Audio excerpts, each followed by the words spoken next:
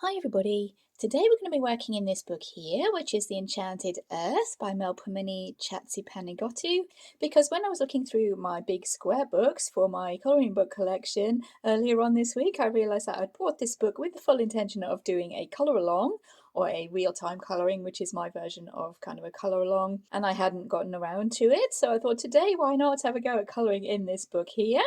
Originally I was going to pick this front cover image here and maybe try and copy the colours we've got going along there, but then I realised my theme for the month has me colouring things that are not people, and technically this is a person, even though most of what we would be colouring is plants and flowers and creatures and stuff. So I thought instead what we would do is colour the back cover image. This one here, and maybe stick to the colours that we do have going on there. That might be quite fun. And I thought because there are a couple of elements here that are just left white and not coloured at all, we could leave those white and try and completely copy the cover just for a little bit of fun. And also today we will be using Crayola pencils for a few reasons, mainly because picking up a small 12 set of pencils is something I like to do to kind of relax, because it does cut down your stressing about colour choices and things like that when you just haven't got that many colours to be choosing from. And also because they are a really cheap set of pencils, and I thought maybe I could show that you don't really need to have expensive pencils to get some nice results or to actually have fun with your colouring. You can have just as much fun with a simple set of Crayolas. And these are the colours that you would get in a 12 set of Crayola pencils. I did used to have a 12 set of Crayola pencils, but that's gone the way of the dodo. I think my son's actually made off with that at some point. But what I did, I looked up online the colours that you would get in a 12 set of Crayola colouring pencils, and these are they. I will show them in a little bit more detail when we zoom in. But that is what we're going to be doing today. We're going to be colouring this picture inside the book with these pencils. So without much of a further ado, I will zoom us in and we'll get started.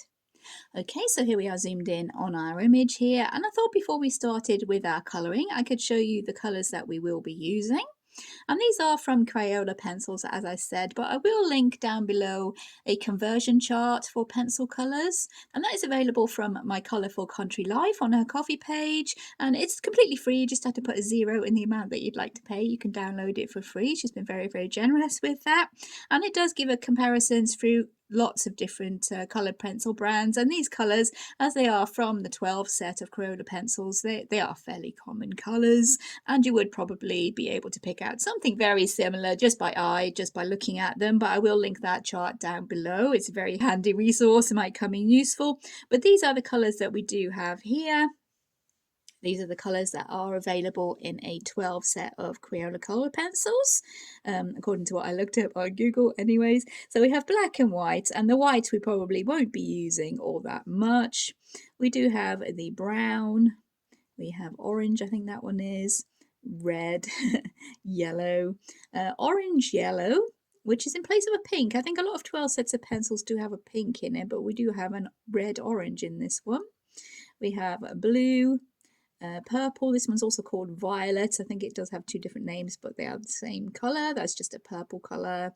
We have yellow green, which is basically a light green, a light warm green, and we have green, and then we have the sky blue. And as I said, this set doesn't have a pink in it. That red orange seems to replace a pink.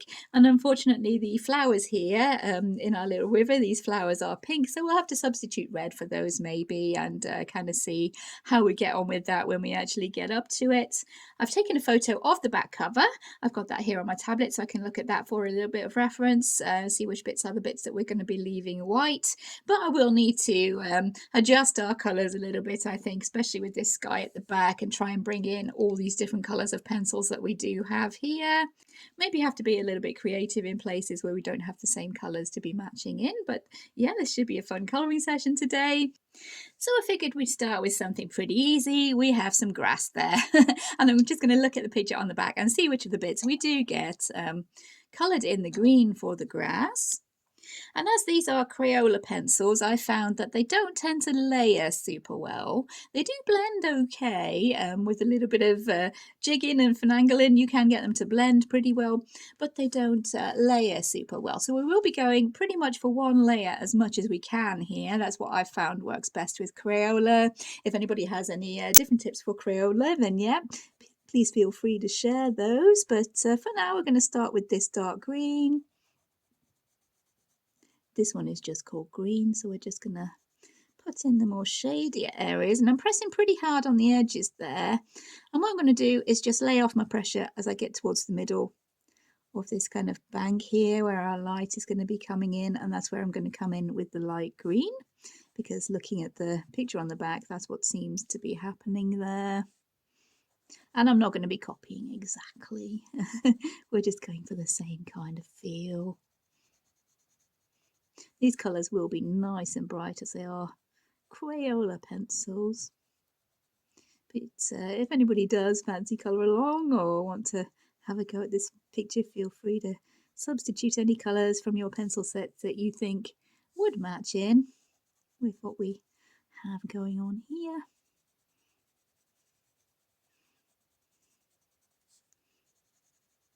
For a lot of the leaves coming up around the frame, here there are a lot of leaves, but those seem to be in the orange and red colours, which is probably a good thing because we do have that orange red that's substituting for pink. So we'll be able to bring in most of the colours in this set of pencils. And this deer here with the leaves for his antlers, that is one of the ones that we are going to be leaving white. See if that will be a interesting effect we can get going on. So now in these areas where we did lay off on the pressure with that green, we're bringing in the light green and just giving a layer of that. Not worrying too much about being neat with blending or anything like that, because yeah, as I've said, the Crayola don't tend to lay it super much, so there's not really much finessing we're really going to be aiming for here. You just have these bushes here. This is going to be the light green as well. I'm not sure if the yellow will be able to layer on top of that. That might be quite nice. See if we can get the yellow to layer on top of there. Not entirely sure if that will work. Oh, it's giving it a little bit of a yellower kind of glint there, because looking at the picture on the back, there doesn't seem to be a whole lot of yellow, except on these autumn leaves that I did mention. So we'll bring in a nice little bit of that yellow there. Carry on filling in the spaces with this yellow-green. I'm going to try and hold off from bringing in the white gel pen, but knowing me, I probably will be tempted to bring it in at least for a few little highlights, but yeah, that is completely optional. That's just what I like to do. It's fun for me to bring in that white gel pen, get some highlights going on. Would be fun to pop in a little bit of glitter for this picture as well, but I'm trying on the whole for this one to stick to the colours that we do have here. I don't think we're going to be able to get much more stronger colours than we have going on there, because the pencils don't layer super well, as I've mentioned a couple of times. But we can try a tiny little bit of blending, I guess, just to see how well that does work.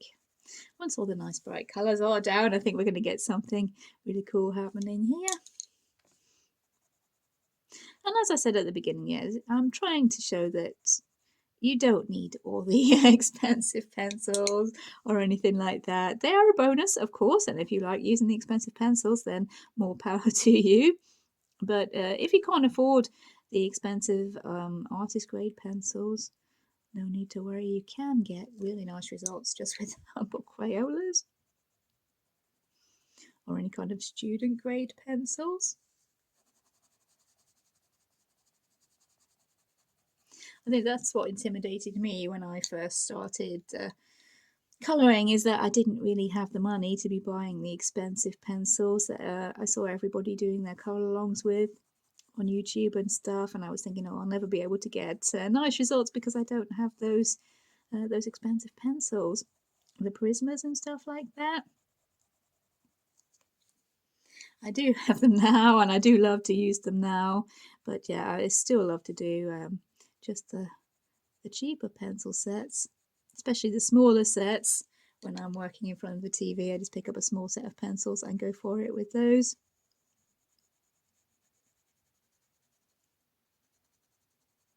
It does make you be a little bit more creative as well, with kind of blending and layering the colours. seeing what you can get going on when you only have this many colours to actually be using. Let's try bringing in the yellow over that light green or yellow green, I think that's called. I apologise if I do forget to mention what pencils I am using. Let's try using the yellow on its own. That's not on the cover, that's just me. That's just me playing there. Let's just try bringing in the yellow on its own for those leaves there. See how we can make that work. That's not looking too different from the actual cover there.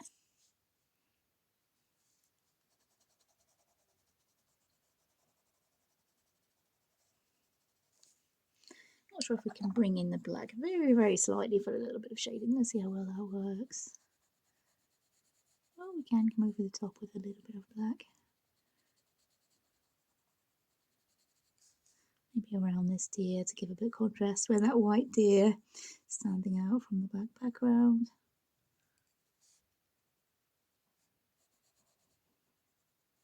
And not something I do use super lots, this using the black to shade, but having such a limited set of pencils and and quite a graphic image, a graphic simple image, I think we can get away with a little bit of that.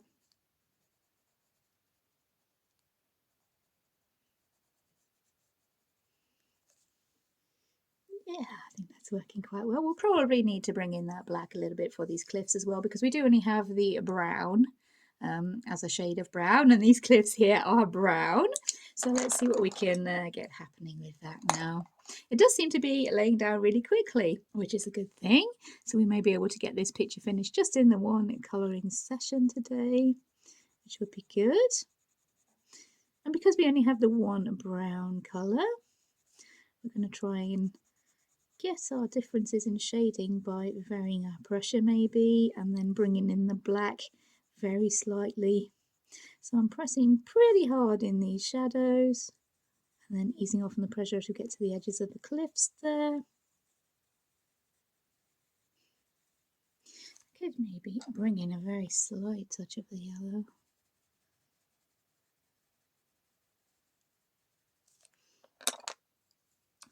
This is a moonlit scene, so we don't want to be bringing in too much bright yellow.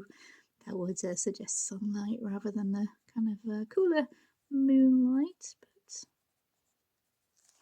I think we've got that working there. Just pressing quite hard where we do have the shadow from the edge of these cliffs here. And I'll try and leave this edge here lighter because we want the edge to be standing out from the darker colour that's behind there.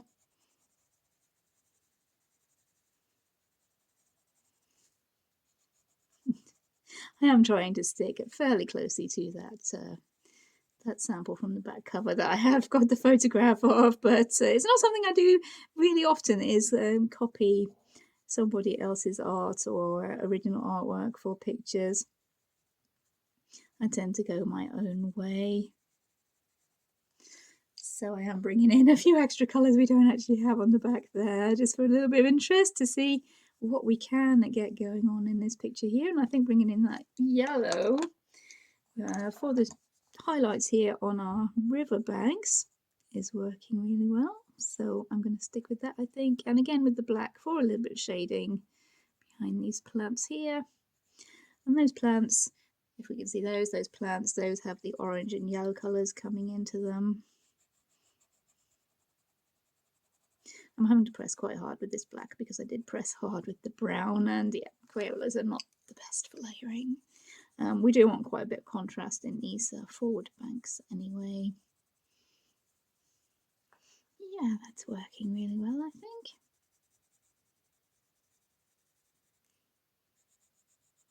Yeah, so tempting to bring in that white gel pen for these edges here, but I'm trying to stick to what we do have going on. Maybe, yeah, my usual kind of figure it out as you go kind of style.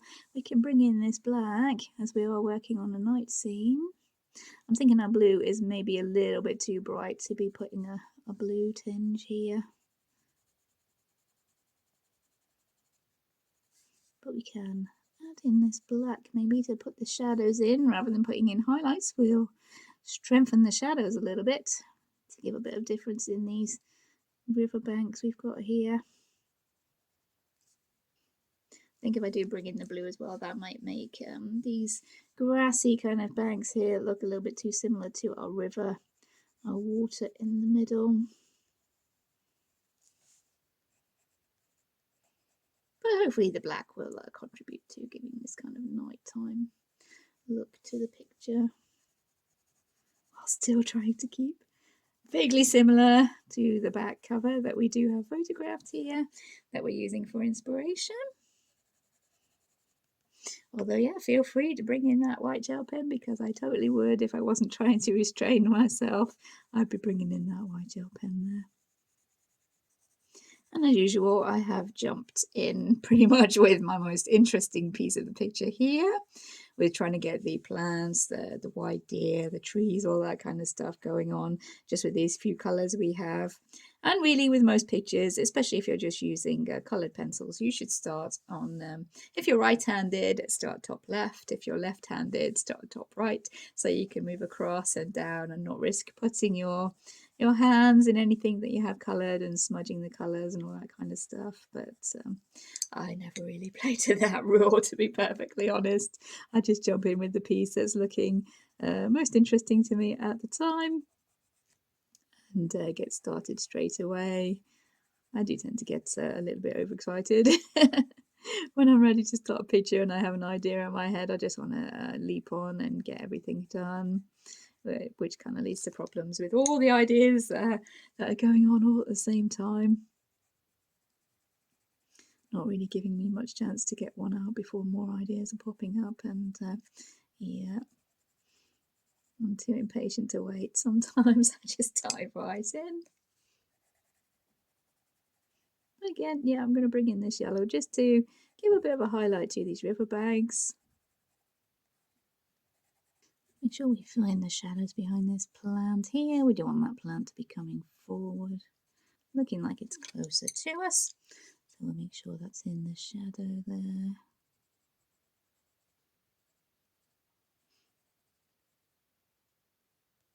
And this plant has a lot more of the orange and the red colours coming into it. This leaf is a very light green, so we'll start with the lighter green, the yellow green, and bring in the actual yellow to blend that out towards the end of the leaf, I think. We want that to have some shadow behind it, so we will come in very lightly with the black behind there.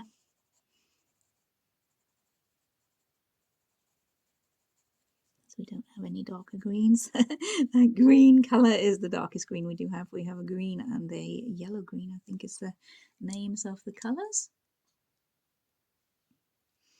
So what do we have here? This one does have the yellow green. This one is called yellow green. I will try and remember the names of the colours I'm using. This one is orange, so we're going to bring that in there. A little bit of the yellow laid over the top maybe, see if that makes a difference. Make sure that background is the darker green.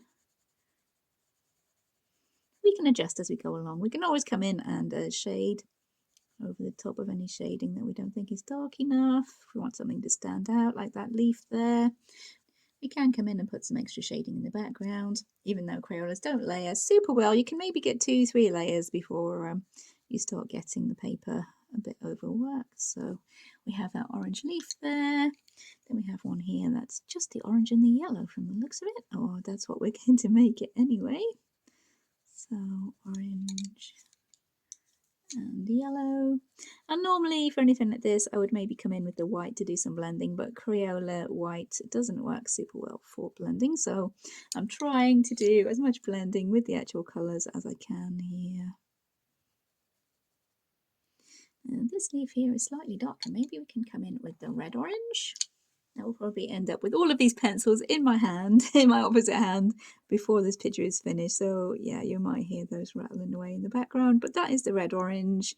for a little bit of a darker colour there, and also for some contrast to the green. We'll bring in the orange and cover up that part where I went a little bit too crazy with my brown. Went over on the edge of the leaf, and then we'll bring in the yellow. So I think that's working quite nicely for highlights and to make this plant look as if it is right at the front of our picture there. Okay, these two leaves, this one especially has some light green.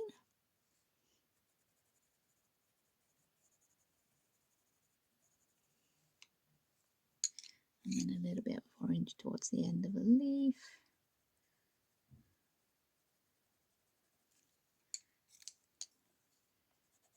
Yellow to blend. Yeah, that's working really well there, I think. Oh, I like that plant. I like the way that's turning out. And this leaf here, another one with orange and yellow, I think.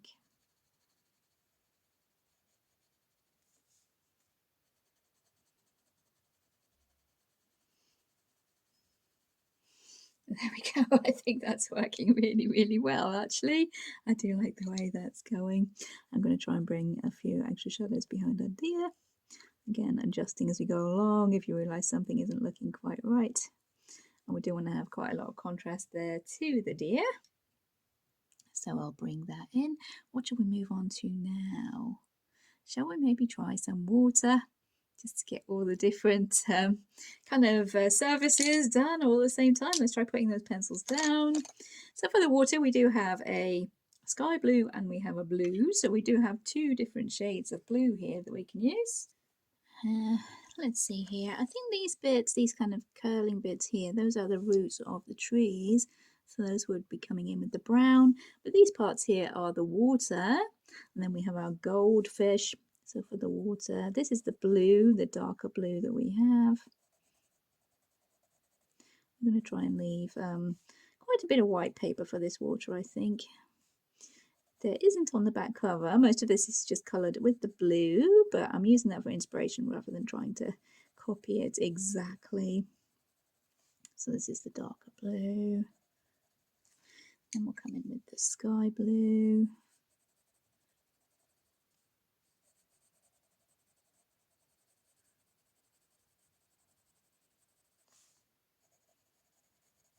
Leaving quite a bit of white highlights there. I think that's working quite nicely. Yep, I quite like that. And we're coming down into these ripples here. So this is back to the darker blue, which is just called blue.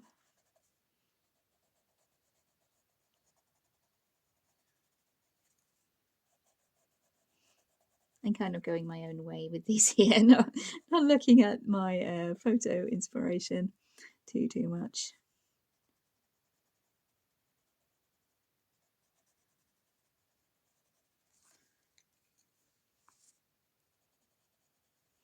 Again, we're going to be leaving quite a bit of highlights here.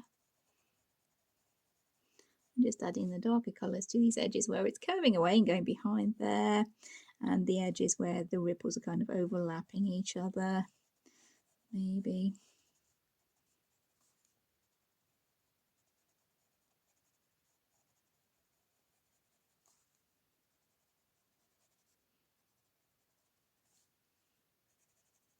This bit here, I'm not sure if it's supposed to be a leaf or a fish. Yes, saying it's a leaf because we do have leaves falling down here on the edge of the paper, turning into these fish. So maybe we'll make that leaf kind of along the lines of these with the green and then the orange.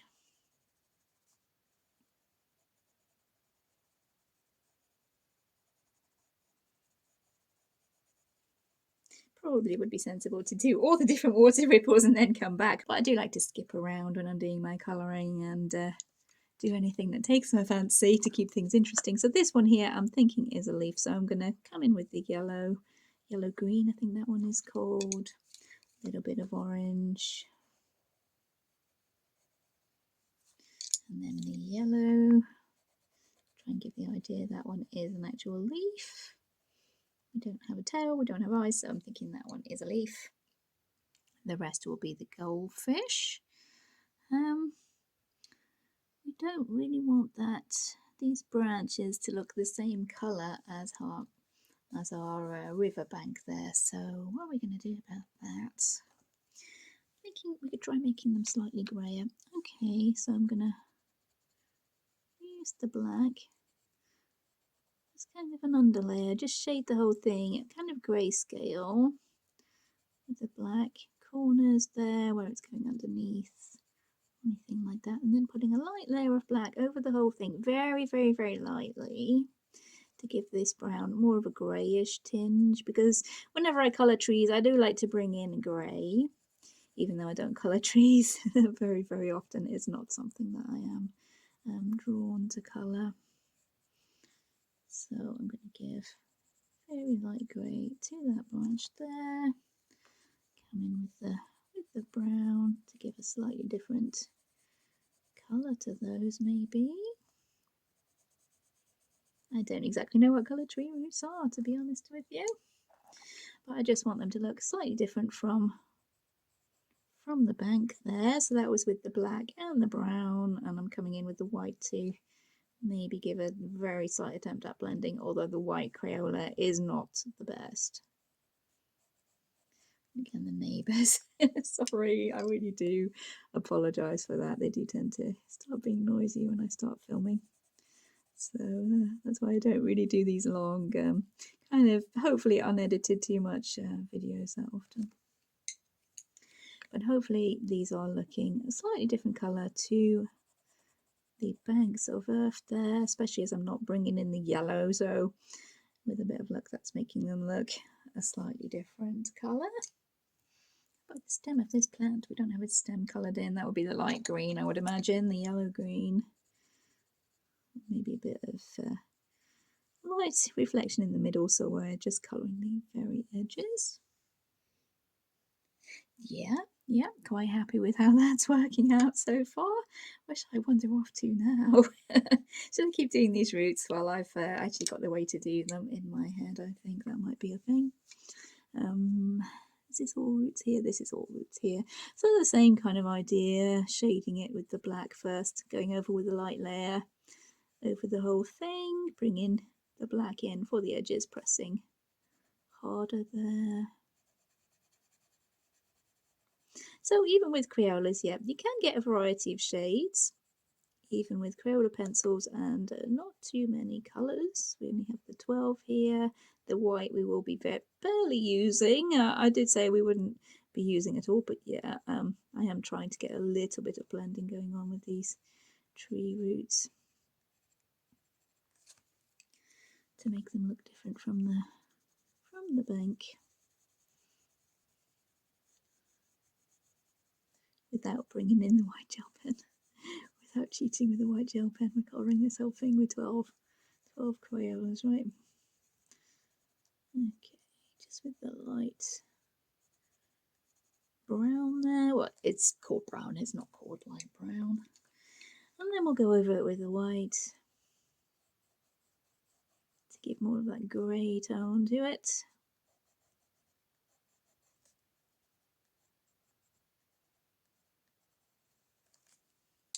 And then try and darken behind there, maybe.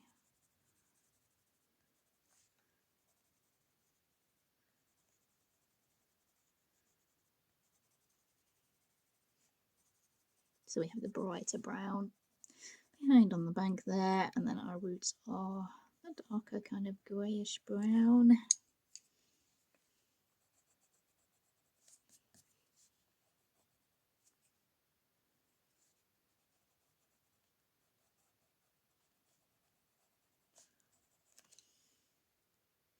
Okay, yep, I think we're getting this working here. And this lily pad is also left white, so in tribute to the back cover, we are going to be doing that. And these colours are going to be brighter than the back cover as well.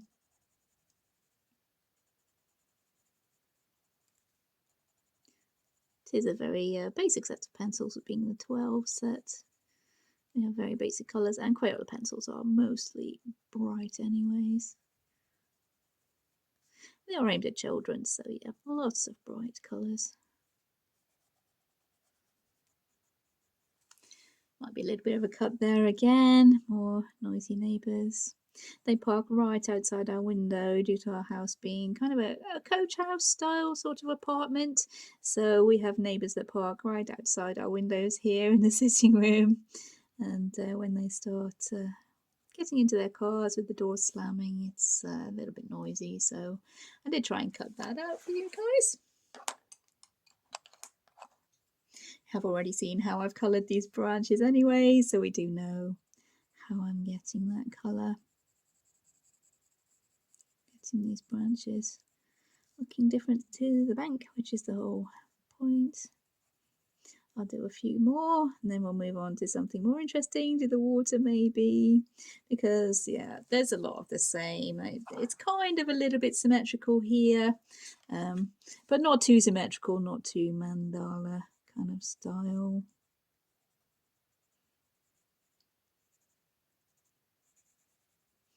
Different enough to be interesting, I think.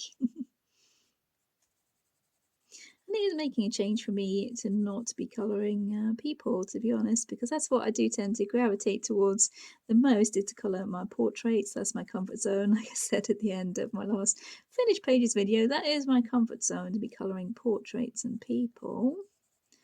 I'm trying to leave that branch there a little bit lighter so it does look as if it is coming out and being in the front. I'm not sure if we can make that work, but we'll try. But yeah, my comfort zone is colouring people.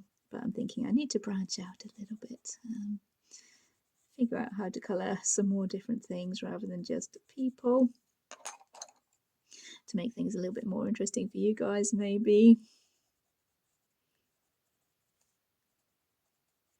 I do have a couple of tutorials I'm maybe planning. But if anybody does want any tutorials, then yeah, please drop a comment down below. Anything you've seen in my finished pages you'd like to know how to do or something, and I will try and remember how I did it, because I think I've mentioned before, what I like to do is just pick out some colours and play with them until I get something that I'm happy with. So sometimes I can't even remember how I've gotten an effect, but if anybody does want anything along those lines as a tutorial, I will try and figure out how I did it and make a tutorial for you if I don't already have one. But there we go. Oh, those roots really do need white highlights, but I am staying away. Okay, for the water, we are going with the dark blue and the light blue again. Well, this one is just called blue, I think. Is it? This one is just called blue. The other is sky blue. I'm just using those to give a kind of watery effect. We're leaving lots of white paper.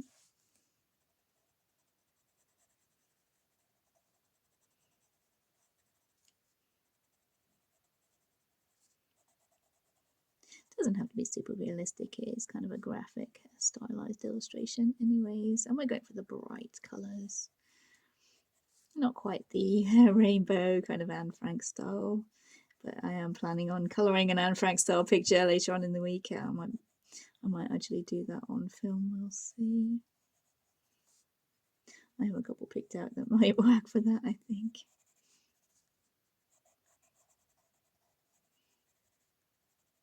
I did actually see a lot of that being done on the, what seems to be the in thing with colouring these days is the cozy, the simple, cozy, bold kind of colouring, Cocoa kind of thing. You have to let me know, you guys, what's your opinion on that? Is that something you'd like to see me try and do? Because it's not something that I would really normally be drawn to be honest with you. I do like my more detailed, more kind of artist sketch sort of looking pictures, I suppose, and the bold and simple and easy isn't really my thing. But if you guys let me know, would you like to see me try it? I don't know if I'll be able to. I have thought maybe of getting one of those cute and simple books maybe, and seeing how complicated I could make the pictures. But yeah, let me know, guys. What's your opinion on the cute and simple and cozy style colouring that seems to be going around these days? This is the red orange. Yes or no? Is that something that you like to do? It seems to have brought a lot of people, more people into colouring, I think. It's especially these cute and cozies that Coco Wyo do with the little animals and stuff. I've seen a lot more colouring coming up on my Facebook feed and stuff like that, which is a great thing. It's great to see more people getting into colouring.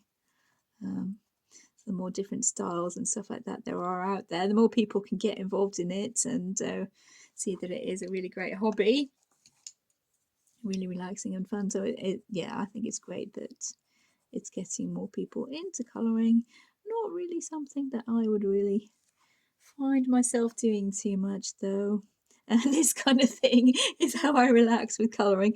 A basic set of pencils and just figuring out how I can use those to make a picture. But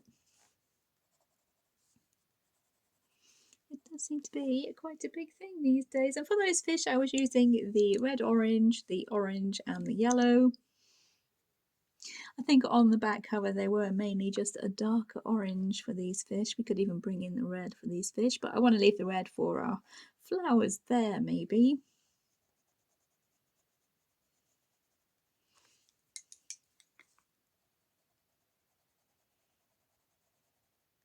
This one was just the red, orange and the orange, just to see how that would work. And yeah, I think either way we've got that working there. So moving on to do a little bit of water here. I do tend to hop around, as I said. We do have one lily leaf coloured here, but the big one is left kind of white. And I'm using this darker blue in the bits where there are a kind of a dotty shading, mainly to show where the dark areas are. And the same with this kind of curve of the water here. Using the dark blue on the very edges, and then the lighter blue will be in the middle with lots of white left to show the moonlight reflecting on the water. Mainly towards this top here, I think the moonlight will be. I'm thinking.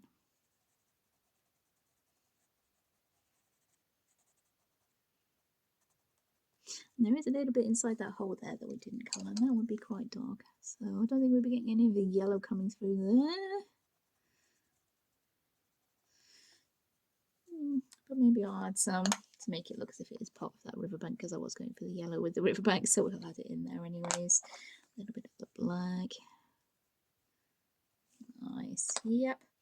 And we do have a lily pad there. It's very tiny, but I'll try bringing in the darker green and the lighter green for this lily pad.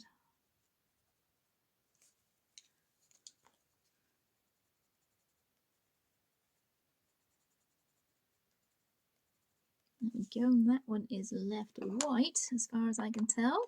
So we'll come in with this sky blue now.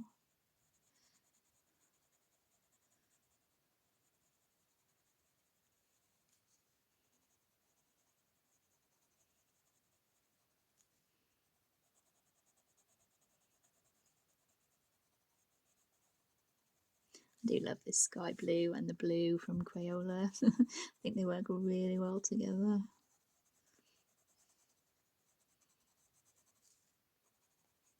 We'll try and leave a bit of a white highlight though. Those sparkles. We can even, as we're quite far away from the moon down here, we can go over it very, very, very lightly with our blue to show that there aren't that many kind of sparkles down in this part of the image.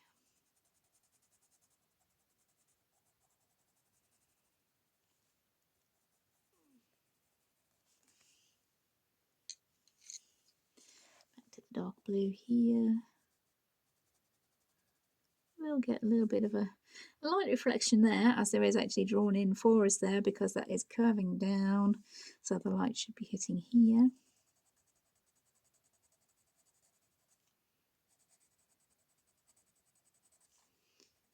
And as we did with the green on the bank, I'm pressing pretty hard where we want the blue to be dark, and trying to go for just one layer, maybe 2 or 3 if we need to come in for more extra shading, but we shouldn't do down here.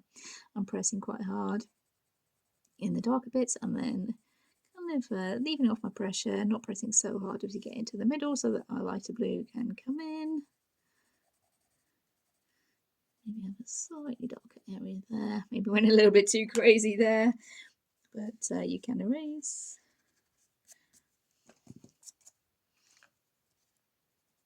And try and leave that bit white. Yeah, there we go.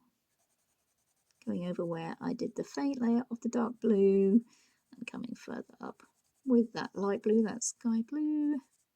But we do want to have the white showing in the water quite a bit.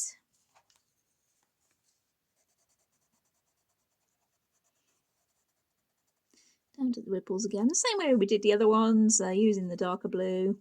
Just called blue, I think.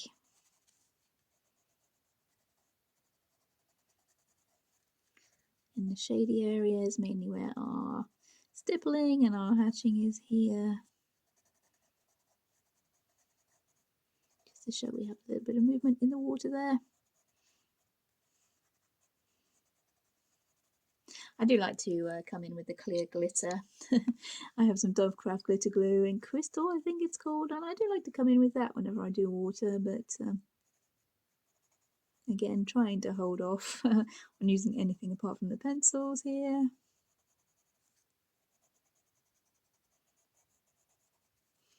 A little bit blue around these fish. Try and contrast with the orange a little bit and make them look as if they are in the water. I'm not sure if that will help. It's fun, so I'm going to do it anyway.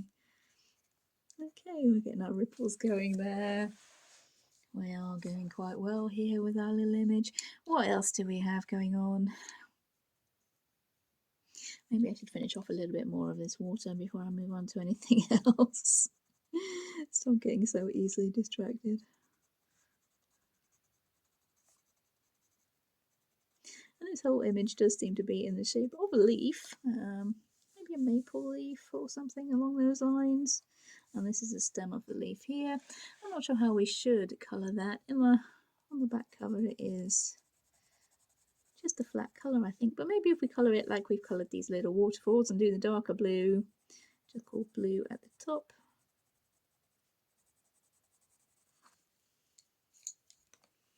Use the lighter blue into the middle and then leave the white as a bit of a highlight. So it almost looks as if it could be a little waterfall there. I think that might work.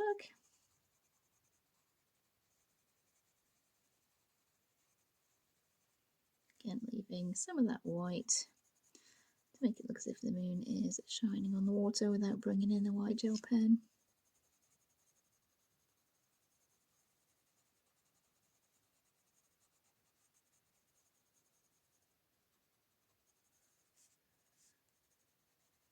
Oh, and these flowers, yeah, there's flowers there. The stems are white. The stems of these flowers, are they water lilies or lotuses or something along those lines?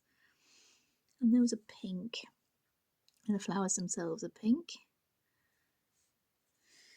But I think we're going to have to bring in our red there because we don't have a pink in this set.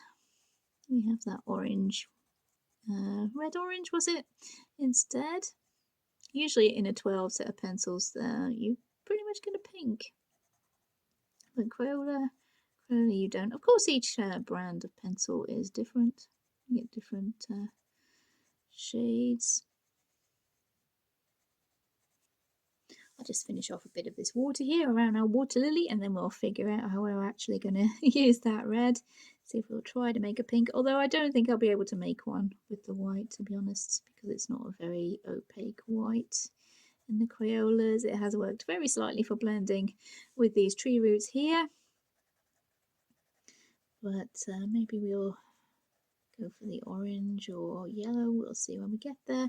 I'll just go ahead and finish this water.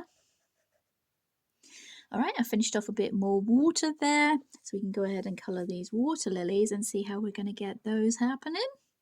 And I was thinking of bringing in the red as we don't have a pink. I'm not entirely sure if we will be able to get any kind of pink with going over the red with the white, but we'll see.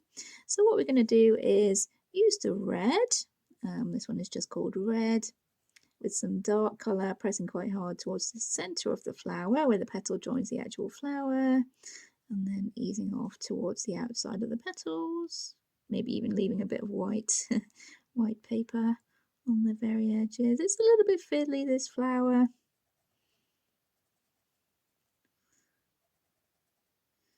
But I think we'll get this looking pretty good when we're done. And this leaf, the lily leaf, is something that's left white. And I'm trying to leave the same kind of things white as I left white on the back cover. Just for a bit of fun. Is this a petal? That's a petal as well.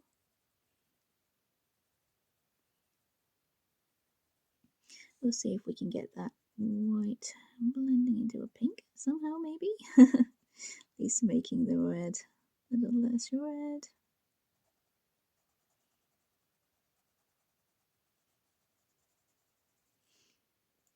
Maybe it's tinging it a little bit more towards the pink, but I think it's not making super much difference there.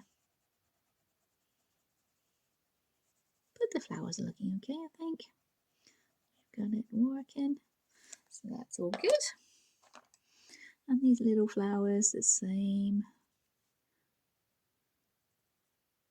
Be completely red, these petals at the back. Do this completely red. That's as pink as I think we're going to get with them.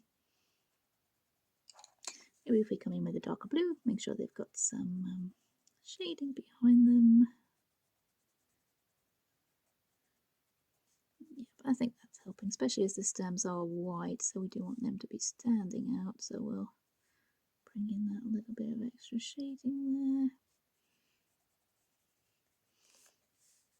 Okay, I think I can live with that, yep. It's all good. So what are we going to do now? We do have some more leaves here. We have some more leaves going up this side, and these ones start to turn into the more orangey autumn colours. Again, I've kind of skipped around and found an interesting bit to be colouring, but yeah, if anybody watches the channel, can be used to my style like that. I'll just adjust my paper in the background. There we go. So this leaf is going to be turning from the dark green to the light green with a little bit of orange on the very end, and I might bring in that yellow as we've been doing. This one actually isn't on the cover. Oh, so I don't know what colour that one's supposed to be. We can make that one up. It's all good. So we're going from the... And this one is actually smaller on the cover. Looking at that, actually, this one is a lot smaller. So if we were going for the cover exactly, we wouldn't quite be able to get this blend of colours we want to have happening here. But we're going to come into the orange.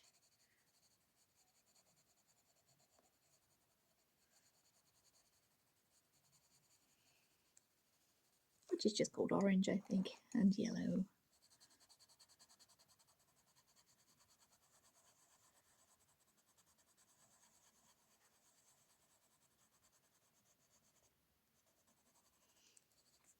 Yeah, that's working, I think.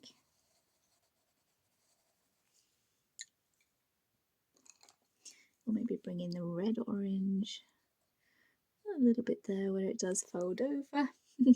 That's all good. And for this one here that isn't actually on the back cover, I think I'll bring in the red orange and fade out into the orange with maybe a little bit of yellow.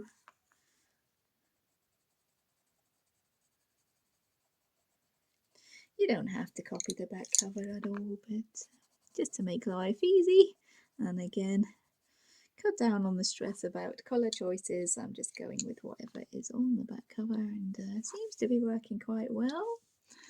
And this leaf here seems to be completely orange on the back cover, so why not? We might start with the orange.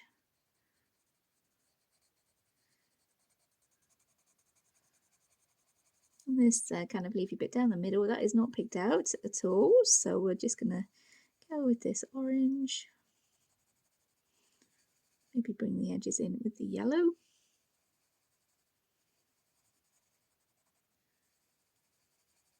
Actually, we could bring in that red orange. Darken this at the bottom here. See if we can get those Crayolas layering for us a little bit there. Because this one is a lot more yellower, so we want that one to be actually standing out from this one. Does that one have more? That one has a bit of green on it though.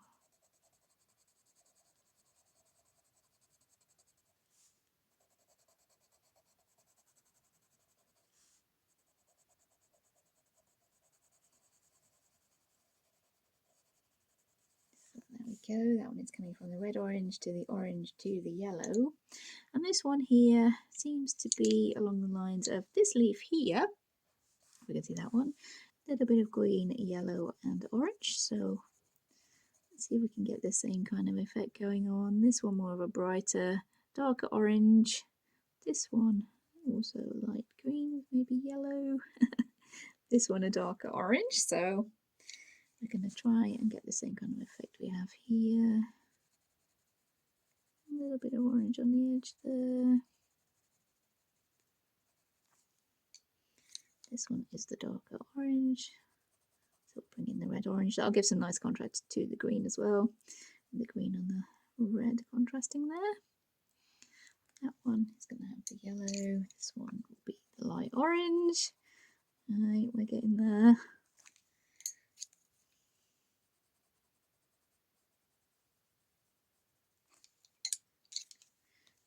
Yellow.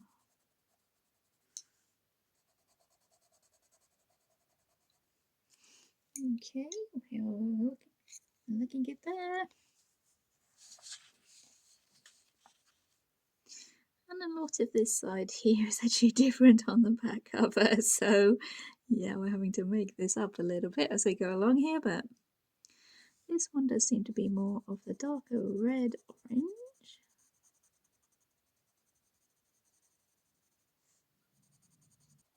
With the brighter orange and maybe a little touch of yellow on the very edges of the leaves, so we'll try and give the whole thing a very faint coat of this orange so that when we go over with the yellow it's more of a yellow orange or an orange yellow rather than just the orange. That one is orange.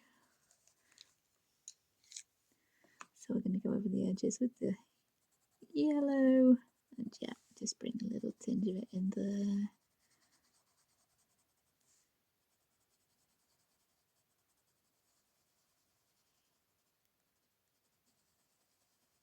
So we've got quite a variety going with our leaves there, even though we have got this limited colour palette. This one is a darker orange. I might just do the whole thing in this red orange.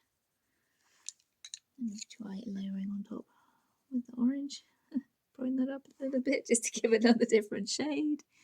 And this one isn't actually on the back.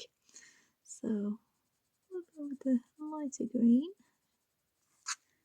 Maybe with the yellow over the top. And this one just has a tiny touch of orange. And it's yellow. These leaves here have a couple of little touches of orange to them, so we'll just add some random little bits of the orange. That's fun. And then the rest is the yellow. Okay, this one is yellow and light green. Not exactly like this, but taking the inspiration. This one is the yellow and the light green.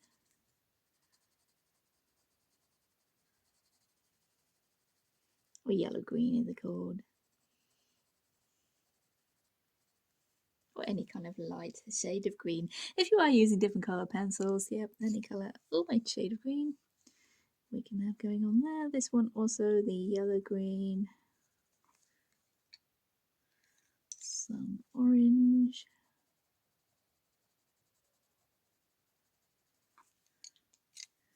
yellow, and this one is orange and yellow, so Got a little bit of orange.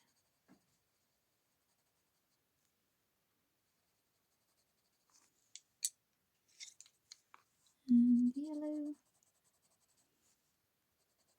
And we could, as we have been, come in with the black. Again, because of the nighttime scene, to give a little bit of extra shading where we can't really come in with any darker colours because we don't have them. So with the black we can bring in a little bit of extra shading.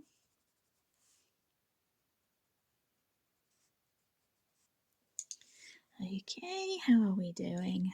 This one, green. This is the yellow green. Hopefully the colours are showing up well enough on the camera that if I do slip up and forget what colour I'm actually using to actually name it, then you'll be able to tell, hopefully. This is the yellow.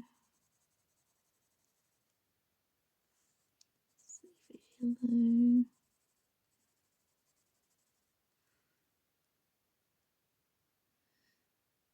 Where are we? These ones. Yep, and this one is yellow, but mostly orange. This one is a very light orange. Ooh, can we make that happen? Let's see. Let's try doing it yellow and then coming over lightly with the orange. See if we can make that into a very light kind of peachy orange. Maybe yellow, then orange, then yellow again. We'll see if we can layer that far. Not entirely sure, but this leaf here on the back is a very kind of pale orange.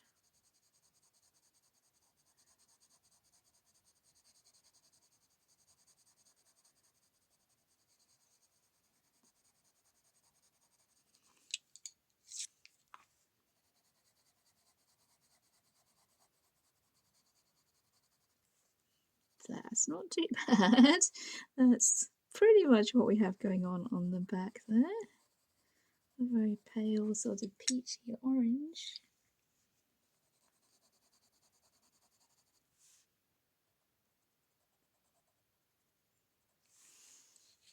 There we go. This one will be the red orange, and because this greenery here in the background will be the dark green, I think we will try and push this towards the red kind of orange. So that is the red orange, and this is the actual orange. We do want it to be standing out from the greenery that we're going to have going on there. I'll bring the yellow into that.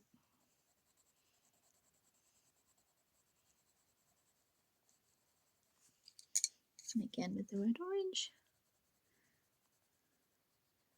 Having to press really hard because yeah, the layering with these pencils is not the best, and we do already have a couple of layers, so try and emphasize that red. Okay, so the background greenery here. I don't think that no. Background greenery here will be the dark green, and we'll probably end up coming in with the black as well, I think, just to give a little bit more depth. To make these leaves look as if they are towards the front, like we did here, different parts of the riverbank. Blend that into the lighter green. And a little bit of the black to give us some extra shading here. Back with the green, pressing pretty hard there. Again, just to try and make these bushes look as if they are way in the background, a bit of depth going on.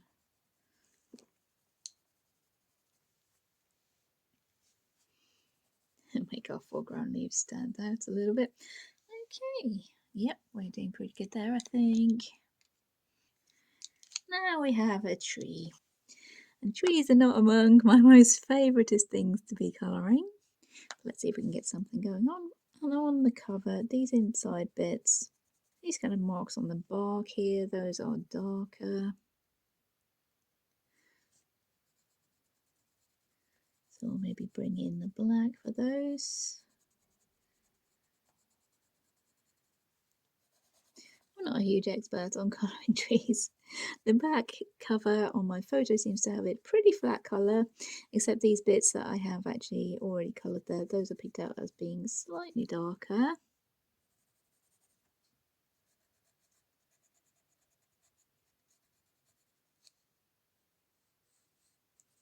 We do want to make it look as if our light is coming from the middle here where we have the moon.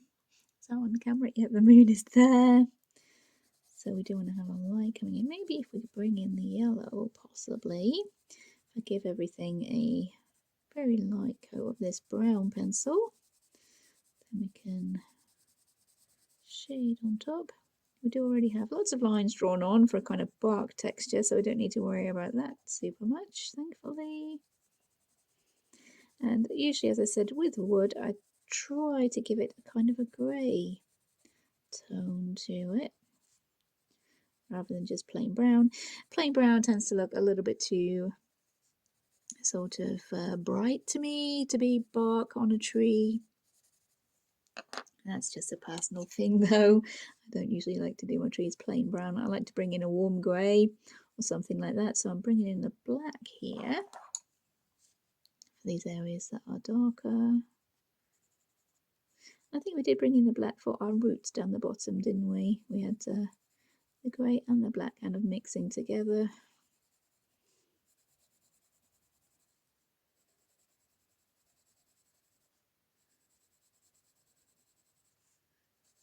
I don't want to spend too long on trees. As I've said, you all know I don't colour trees very much at all. Not one of my favourite things to colour, strangely. I'm getting more into colouring flowers, I think. They'll never be one of my favourite things to colour, but I've coloured more of them lately, and yeah, they're becoming something I don't mind too much colouring.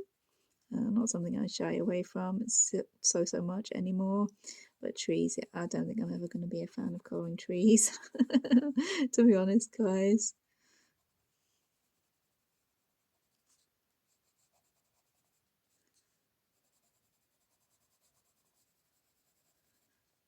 Okay, that's about the same kind of colour as our roots we had going on here. I might bring in a little touch of yellow. On this edge it's supposed to be the lightest, and I think we were trying to blend with the white, weren't we? But the white in the Crayolas is not the best for blending.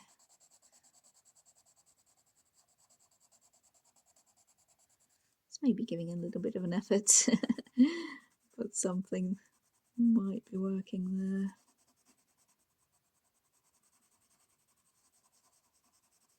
The trees are hopefully not going to be the focal point of the picture. We have missed out a little bit of greenery there that I can go back and do.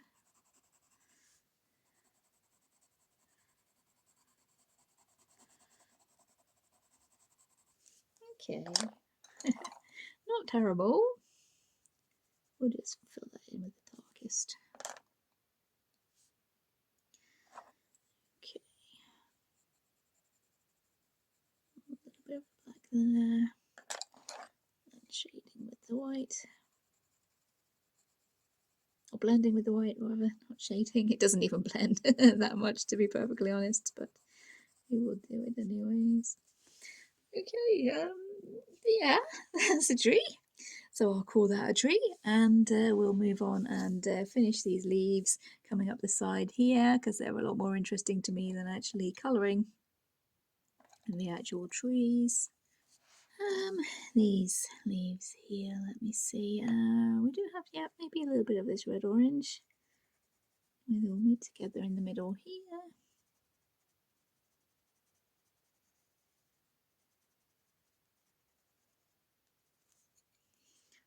That with the orange and the yellow.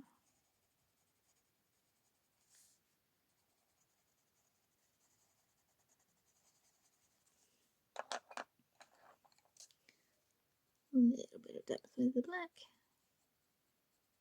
Not too much on these though, they are supposed to be further ahead than our greenery we've got in the background there. So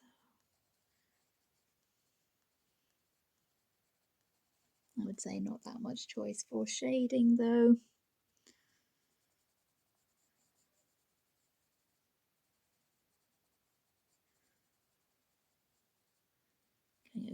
background a little bit more. I think maybe that could do with a little bit more of the shading with the black and the green.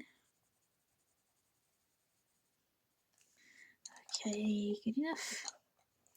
We have a couple of leaves flying around here. We'll not bother too much with shading those. I'll just do that one with the orange, that one with the yellow. They're tiny little leaves, so it won't matter too much that we haven't shaded those. Okay, these two leaves here, we have the light green.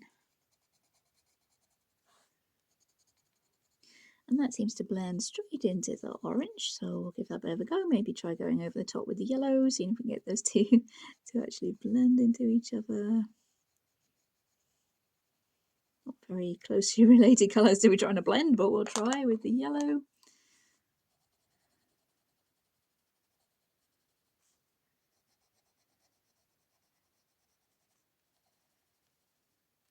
And this one has a little bit of the orange, the green, and the yellow.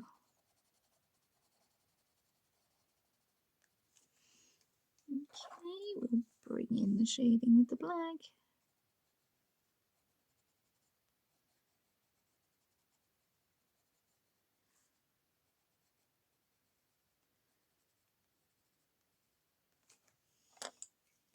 Yep, that's working in this big leaf here. What colour is that one? I'm trying to keep it fairly similar. This one, this one is fairly dark orange. So I think what I'm going to try and do is give it a light coat of this brown. Very, very light layer of this brown colour.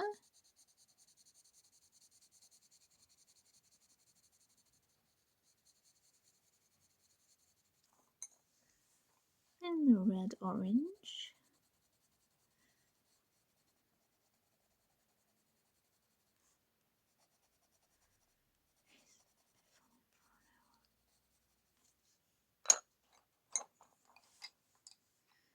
And the orange. This one is a slightly darker colour. I don't want the bright, bright orange. Maybe putting that light layer of the brown will knock that back a little bit.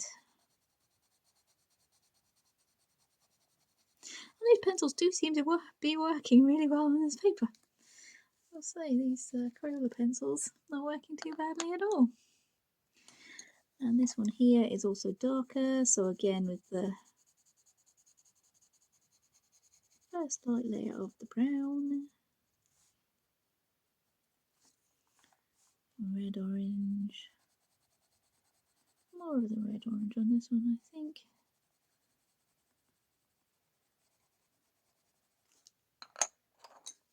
And the orange. Yep, that's working to make the oranges a lot darker, so yeah, I have to try and remember that. If I put a layer of brown down, you can get different shades of the orange, but yeah, just having a very limited set of pencils does make you try and ponder things like that. What would happen if you tried all these different things? And under here we have a tree again. I'll try going in with the brown over a light layer of the black like we did on our tree roots, to try and get that kind of grey tone.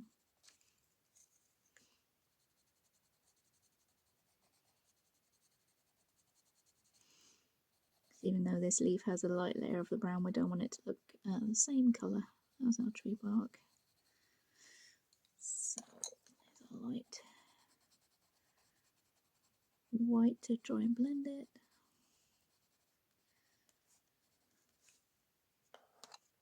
Okay.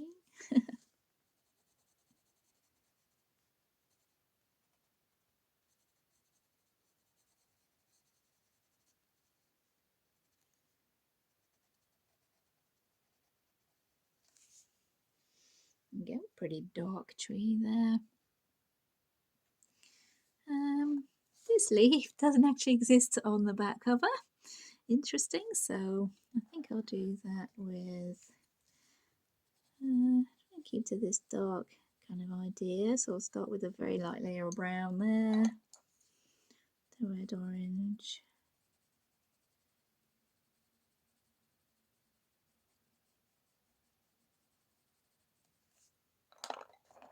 the orange.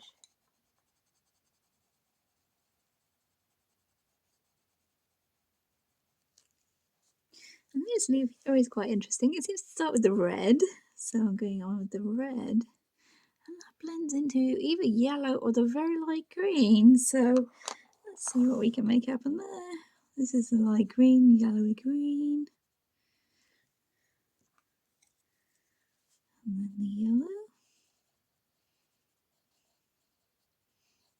Okay, this one here. This one seems to start on this side with the brown, so we're going to come in with the brown on this very edge here, then maybe go into the red, orange, the orange and the yellow.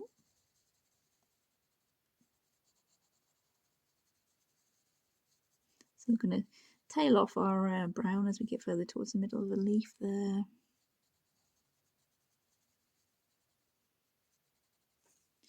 Moving on to the red, orange.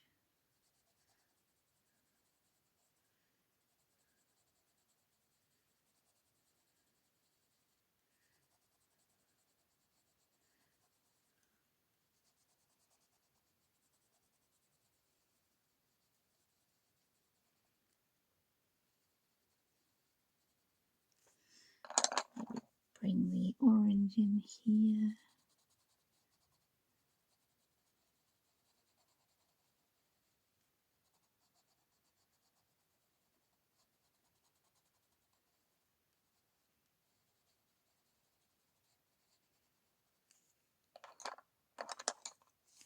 And then the yellow.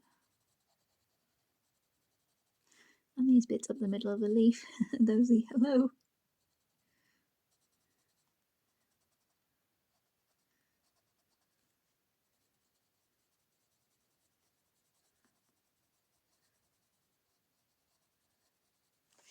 Right. That was an interesting one. And these leaves here seem a lot darker than the ones that we've had coming up this edge here. Although these leaves do seem to look as if they're starting really bright at the bottom, coming up to a lot darker colours towards the top. So this one has a lot of pretty dark brown to it. In fact, all of these here have a lot of the darker brown to them. With maybe a coat of the brown, a light layer over the whole leaf, and just emphasising the tip maybe and the part where it joins onto the stem.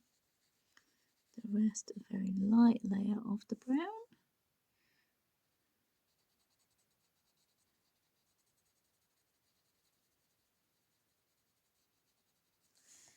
Something like those.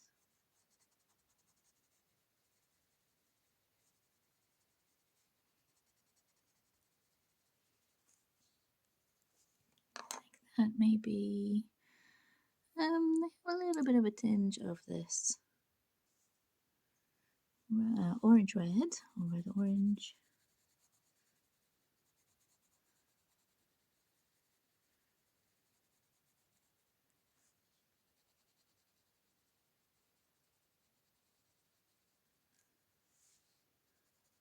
It is quite interesting sometimes to actually try and copy art that someone else has coloured.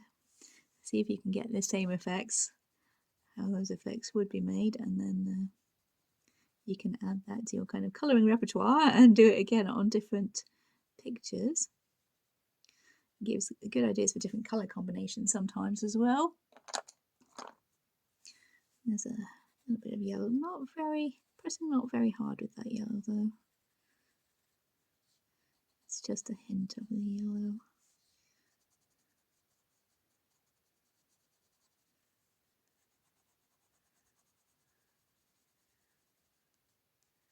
Okay, that's working quite nicely, I think.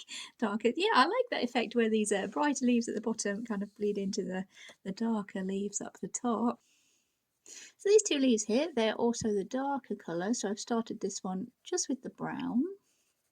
Again, as we did on these leaves here. And it doesn't have to be exactly the same, but these are the colours that I would pick to use, especially given this very limited colour palette, and this leaf is very dark, this one here, so we're going over both of them anyway with the coat of the brown to give those colours a really kind of double down sort of colour to them.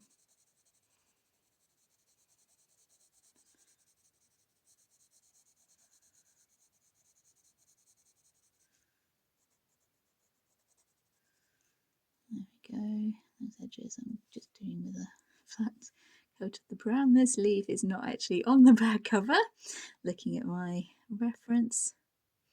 This one's fairly dark, but we'll concentrate on these two leaves here for now.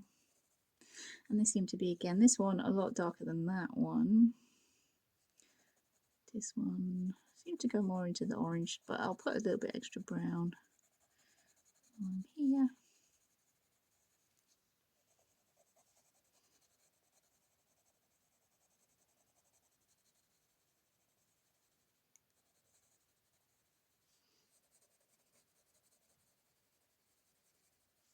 We'll go into the red orange, I think.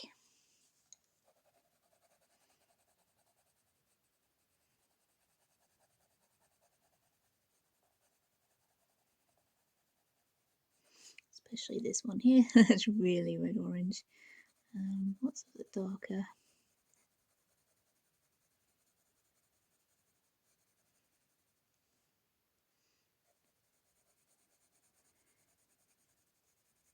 We'll try easing off on our red orange, so that we've got now on this part of the leaf here, we've got a very light layer of the brown, along with a very light layer of the red orange, because this leaf is very dark. So I'm going to see if we can darken down that orange when we bring it in on the edges, because we actually have two layers of colour underneath there, but a very light tinge of this orange.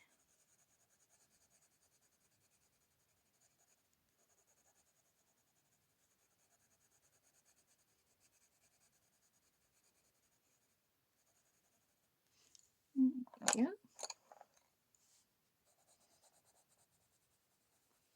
And that one is so dark on the back cover, I might even bring in a very little bit of this black.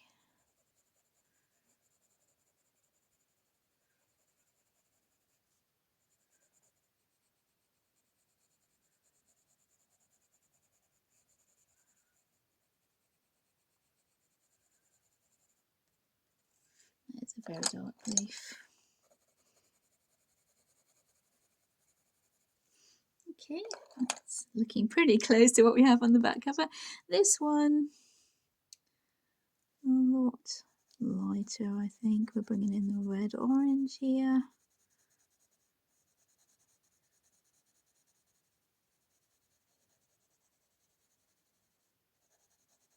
But this time not going over the whole area where we have that brown already laid down.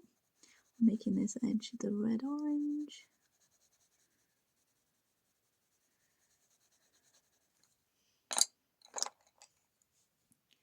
This edge the orange.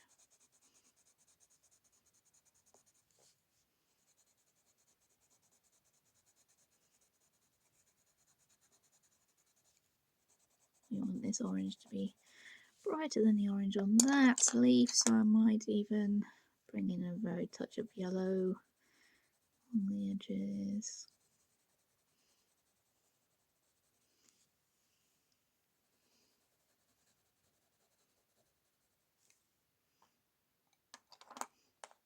And white, maybe?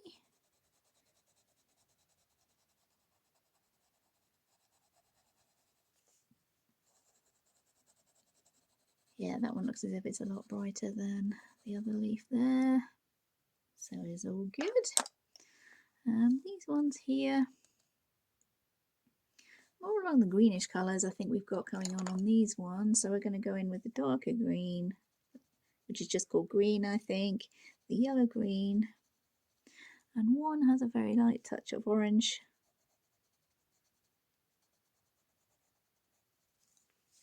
That's this one here, I think, that has a light touch of orange. The others with the yellow now.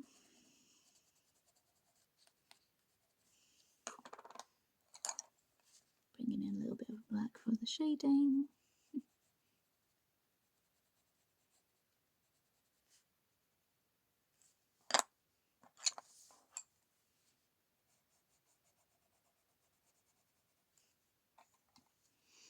Bring in the green here.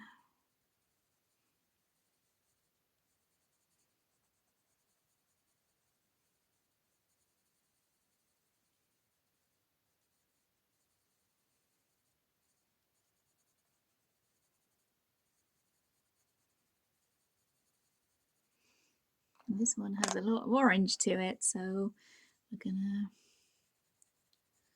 bring in the light green. The orange tends to be in the middle of this one.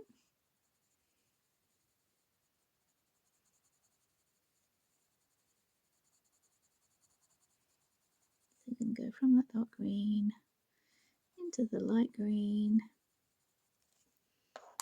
then bring in the orange.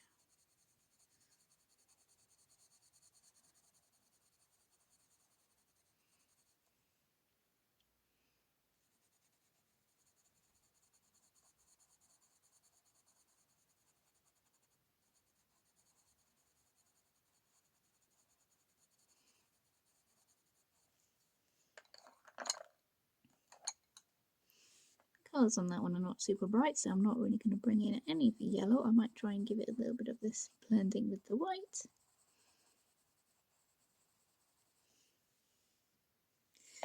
Okay, this leaf into the orange and red orange, I think this one.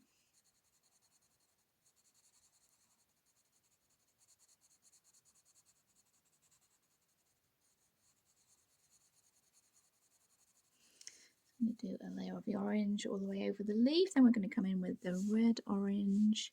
This one doesn't have quite so much yellow on it, so I don't really want to bring in the yellow for this one. So I'm going to go over this edge with the red orange. Make sure this folded bit at the back is slightly darker. So with the red orange, we're shading this side here because the light is coming from the moon. So this side furthest away would be the darkest. I'm going to go over with the orange slightly, pressing slightly harder. And I don't really want to bring in any of the yellow, so I'm going to bring in the white.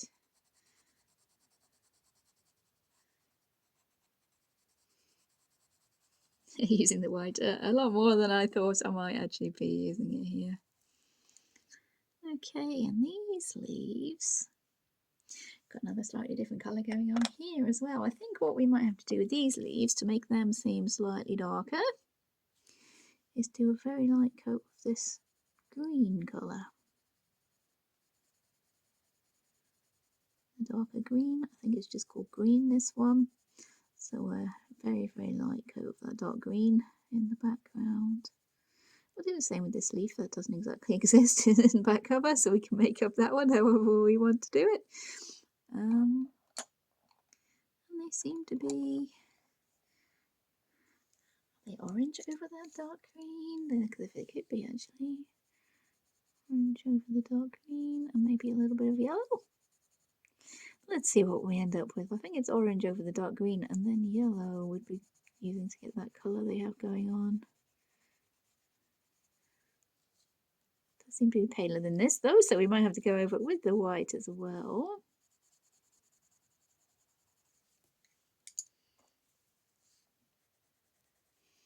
Again, playing around with the colours until we actually end up with something that looks similar to what we're aiming for.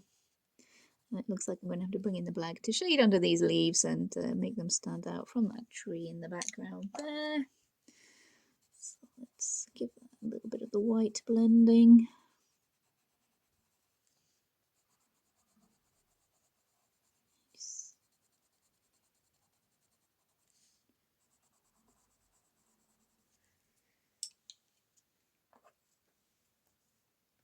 And some black shading behind these leaves to make it stand out from the tree.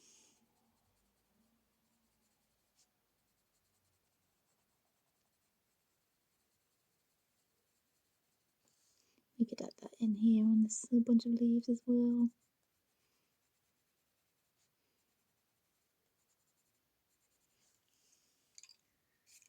Those maybe need to be a brighter yellow. Very hard colour, trying to get this kind of very, looking at it, it's a peachy colour, very light peachy colour with a green tinge. It's a very odd colour. If anyone has this book, they can see on the back cover these leaves here. Yeah, very of an odd colour to be trying to mix, but I think we've had a good go there. That's about as close as we're going to be able to get, I think. Give this leaf here a little bit of a going over. We might give that one a little bit of orange as well to make it look a little bit different, I think.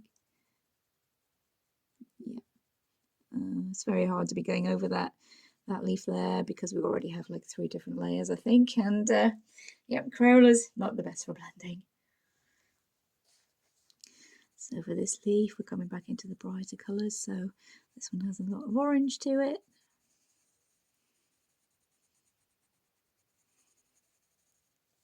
On the very edge.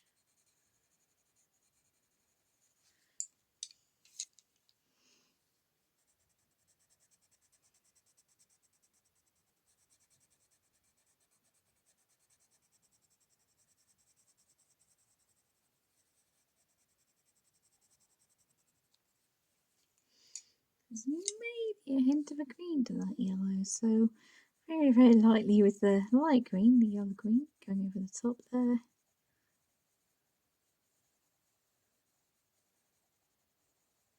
And there we go. Again, trying to get a nice variety of colours with the very limited pencils we have here. This one, yeah, that one's yellow, this one's pretty much orange, with a little bit of yellow. This one's yellow with a little bit of orange. And these ones are green with a little bit of yellow. I might do that one just for light green. Okay.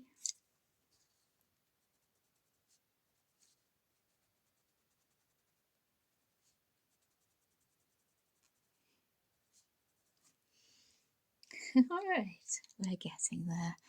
Okay, we have this leaf.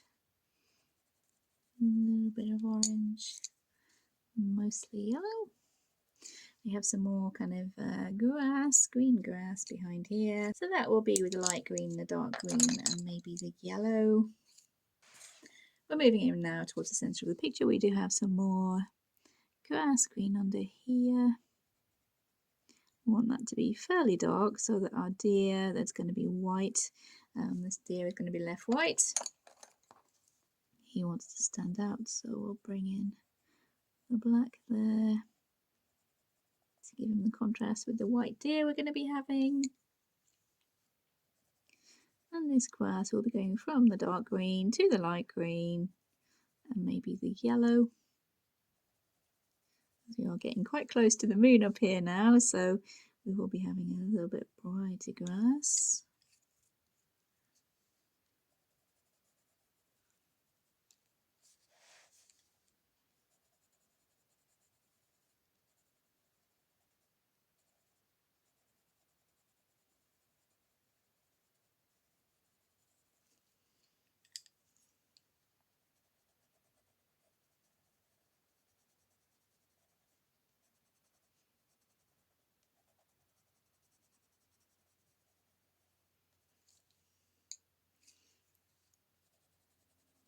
Maybe that yellow is a bit too bright, so I'm going to go over that with a little bit of the yellow green just to dull it down very slightly.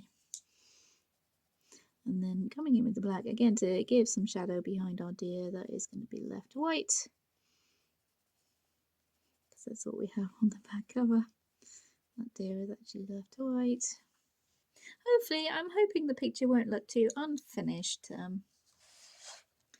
because the back cover does have those bits left out. Maybe I'll bring in a silver gel pen or something and go around them, or the white gel pen to give them an outline, just so it's kind of obvious that, yeah, the picture is finished. That's what it looks like. We have another little flower here. We'll go into that with our red. We did that one with, didn't we? And here for the grass, we're putting in the shadows with darker green, pressing pretty hard, and then easing off as we're getting towards the bits that are going to be in the light.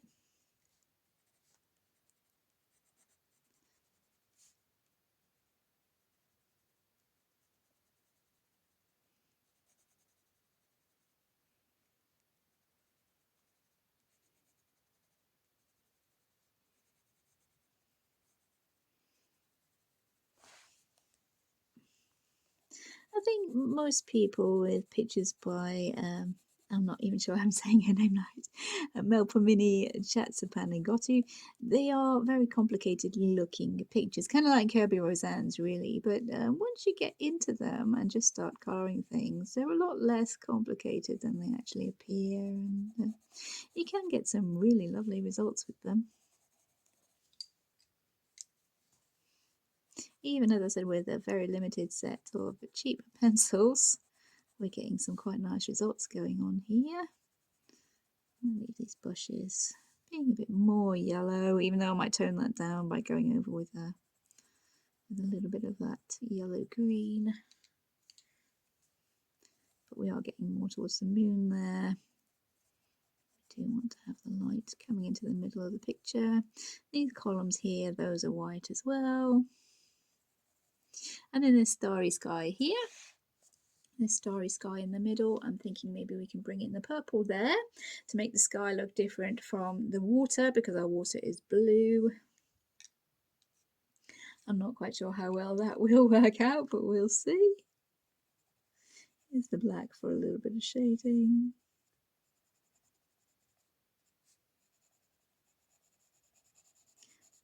Well, I've got this black out, I might do that tree.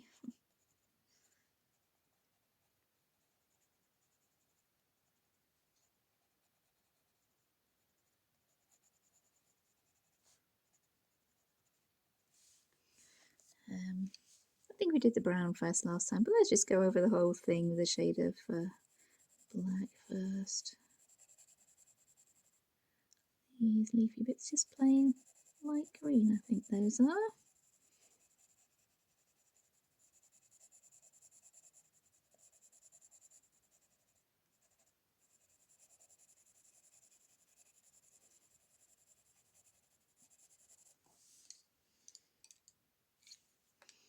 So these bits just plain light green, I think. Looking at the back, those bits are the plain light green.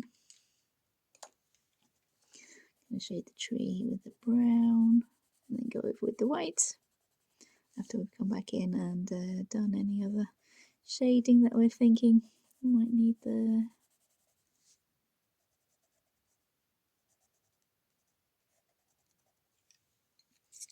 A little tiny bit of the yellow like we did on this tree here. Very little tiny bit of yellow, I think, along this most lit up edge.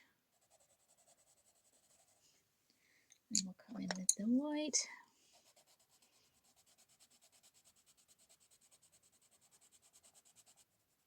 And again with the black in any places where we think we might need to beef up those shadows a little bit.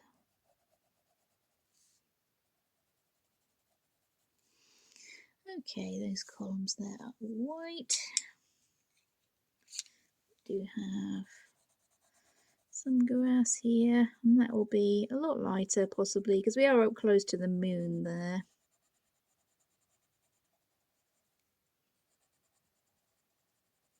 So that grass will be a lot lighter. We have these bits here that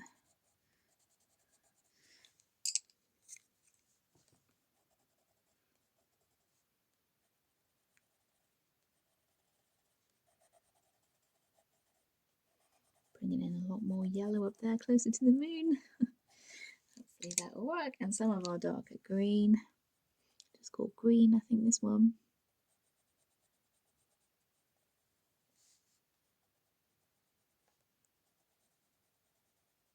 I didn't even look at my photo of the back cover for that. I'm hoping that's something what it looks like. Once I get into it, then I was expecting to be steering myself away from completely copying the back cover. But yeah, the colours are going to be getting a lot brighter. Now we're getting up close to that sun there.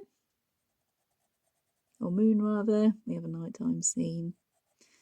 And these cliffs are a lot smaller than our ones in the foreground, so kind of a little bit harder to shade. But we're still going in with the brown. There'll be a little bit of yellow, maybe a little bit of black if we're needing it.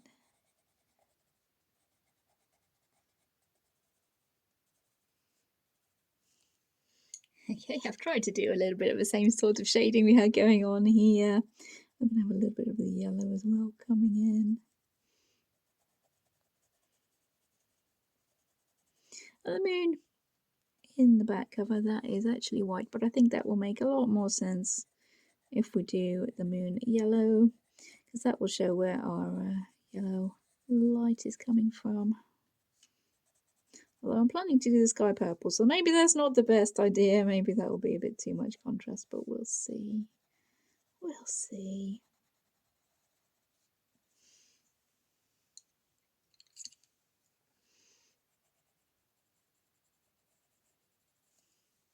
And even if these columns are white, I might do a little bit of yellow along the edge just to show that the moonlight is reflecting there.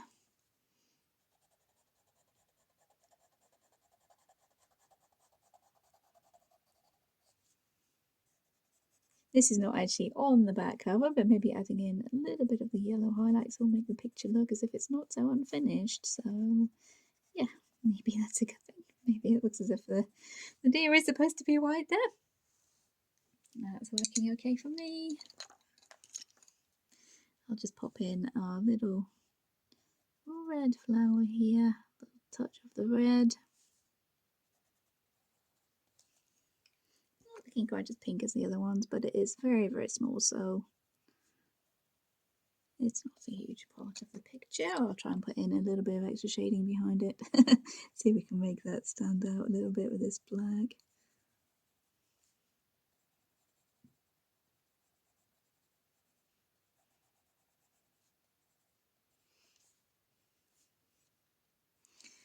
Okay, moving back up to our top corner here. That leaf was just plain yellow, so I'll just pop in some plain yellow there. We're getting up close to the moon now, so we might be getting a little bit more of this yellow coming in. Making a change from the actual cover, which is more of a flat colour situation. Try and bring a little bit of myself into it and have a few more yellow highlights now we are close to this moon up here. Even on this tree, maybe.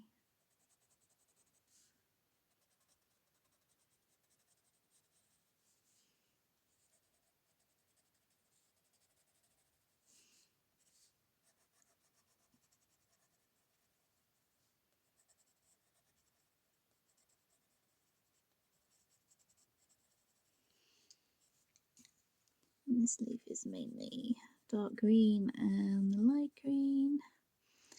What about these? Those are light green. Oh, this kind of weird greenish yellow colour, but I'm not going to go quite as far trying to make that. I think I'll just do some light green and yellow over the top maybe.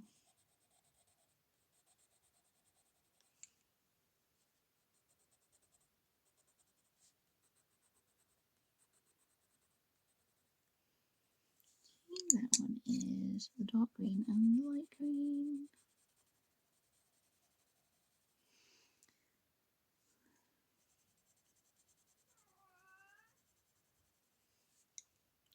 Just add a little bit more shadow here on this tree, just to make it more obvious that we do have the moonlight coming in and lighting the scene from that side.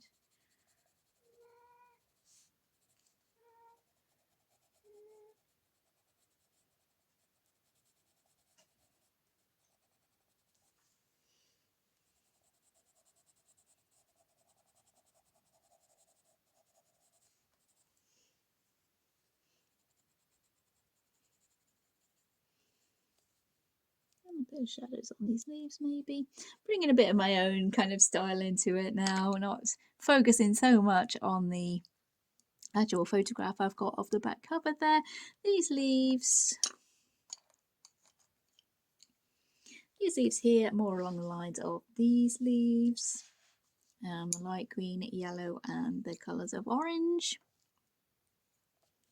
I'm thinking if we do something along the same lines as those leaves at the bottom, then that will be working quite well. The inside could be this light yellow green.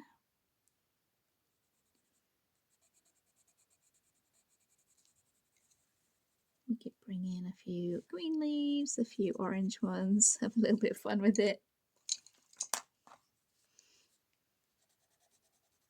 That one can be just light green and yellow.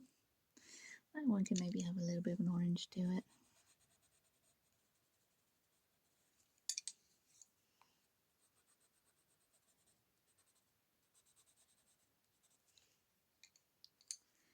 Okay, we'll start some with this red orange.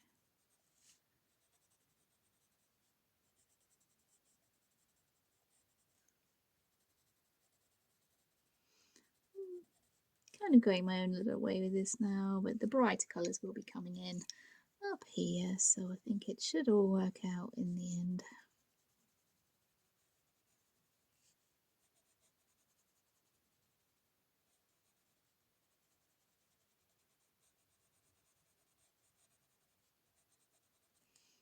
We would have a lot more yellow up this end because we do have the moon inside our little night sky there.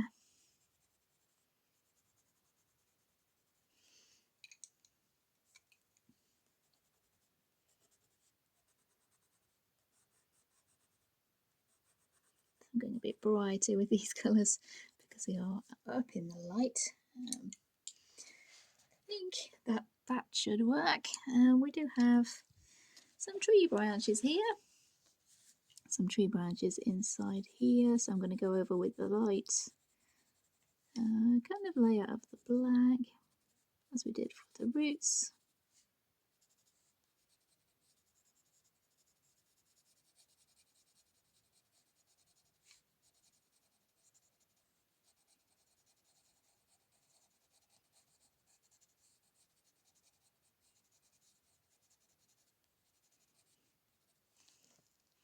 These would possibly be lighter because they are up by the moon, so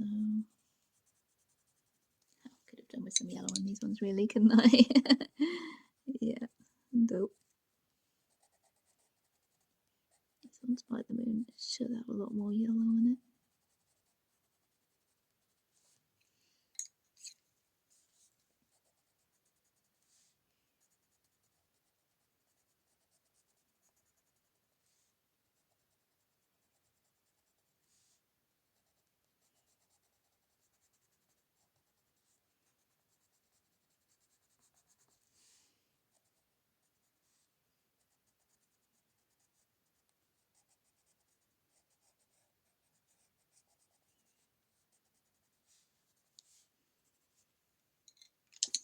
Let's see if we can go over that with the white.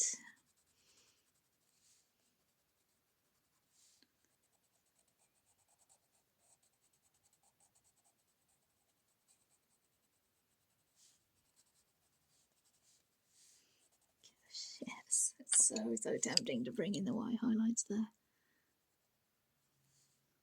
I'm doing my best to stay clear of it for this picture. Although feel free if you would like to put white highlights onto yours, then feel free. I just want to do a picture that actually works without the white highlights. And on the back cover there were no white highlights, so I'm hoping this will all work. These leaves, let me see, those more green. This one is a lot more orange, so we'll bring in that red orange.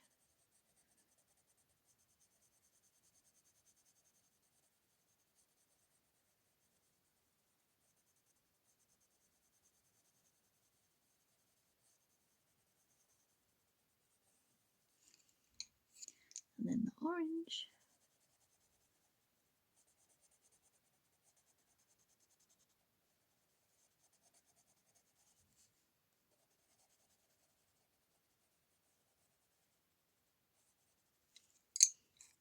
over that with the yellow, as we are so close to our yellow moon now.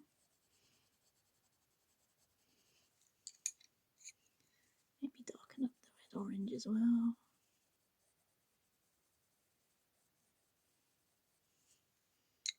Okay, what did I say? These ones were going to be out of the green, I think. Those ones, maybe the dark green and the light green.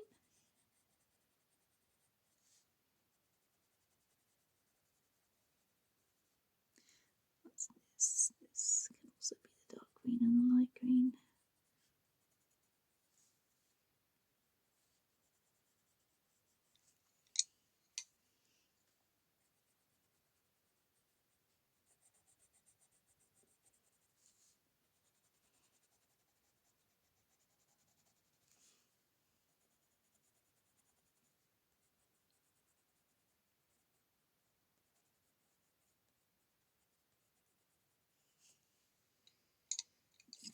That might need a little bit of the black.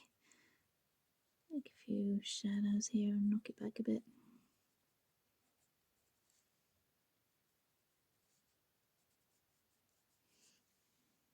Yeah, that's working, I think. And these ones, yeah, those are the dark green and yellow. Interesting, we haven't had any like that yet, I don't think. The dark green and yellow.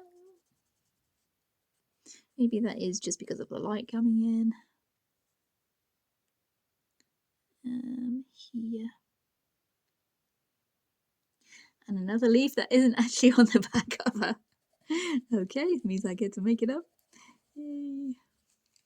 I quite like the ones that start with the light green and then bring in the orange and the yellow, so I might try one of those.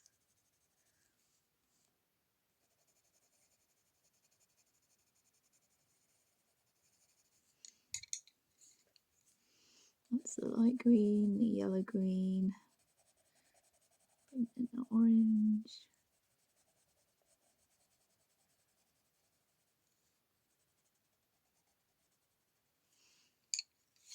And the yellow.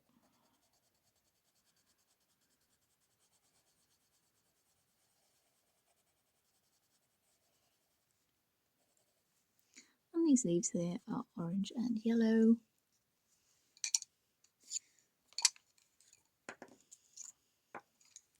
And I quite like that, so I'm going to go with the orange and the yellow there.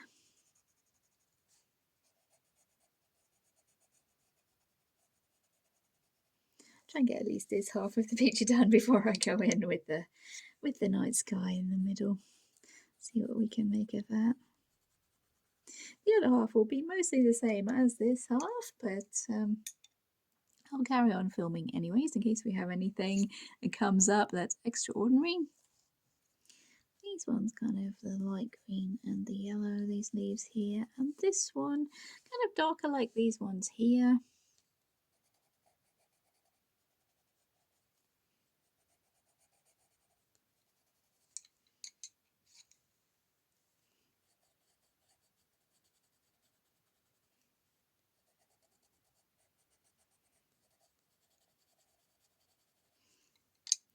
This one in with the darker green.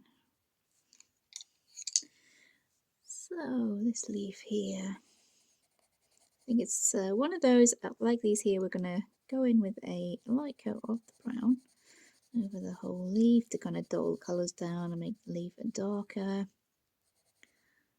And we have a lot more brown on this side here.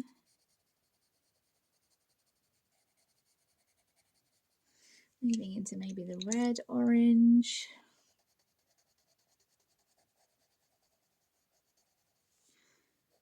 Some red orange here.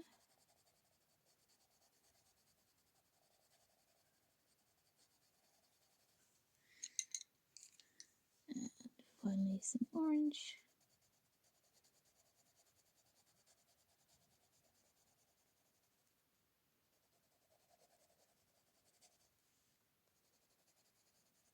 I think there's a little bit more yellow on the one that's actually on the back cover, but that's working for me, I think. And we'll be going over those with the white, I can't remember, but we'll go over it with the white anyway. Maybe dull the colours down a tiny little bit. And that's pretty much half of what we do have going on there. Maybe we can move on to do this nice sky in the middle now.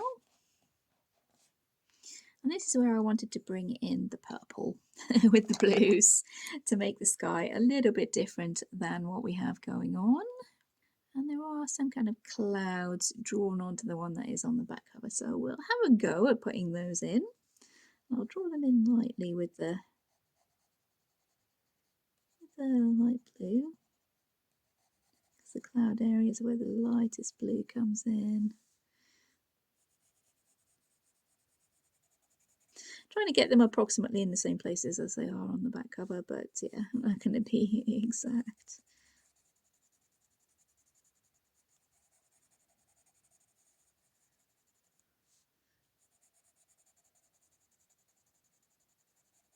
I'm thinking they're meant to be clouds. It could be a kind of galaxy of some sort. I don't really know, to tell you the truth.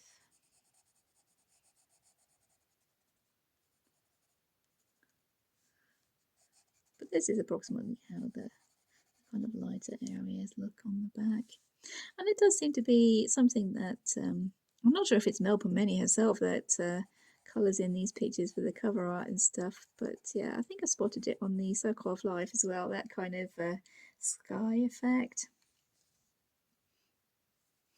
And everything else is the darker, I think this is the darker blue, yeah, just called blue.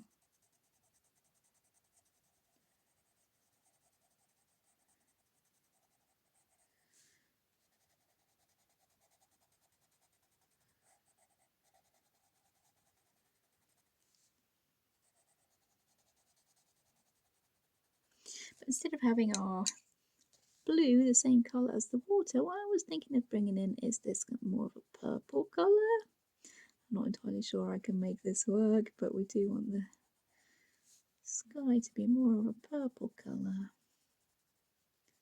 Should I bring it over the lighter areas as well? We'll try. Not something I've ever really tried with the Crayola pencils, but we'll give it a go.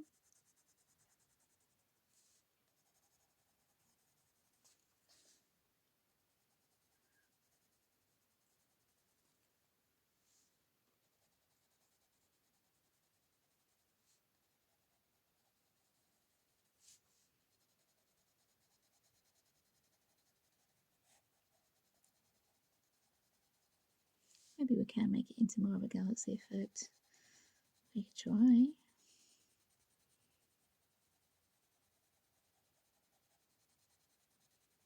Again, not completely the same as the back cover, but yeah, why not? Why not play with it?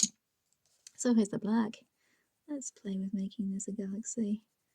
Kind of hard to shade the black over these colours now, but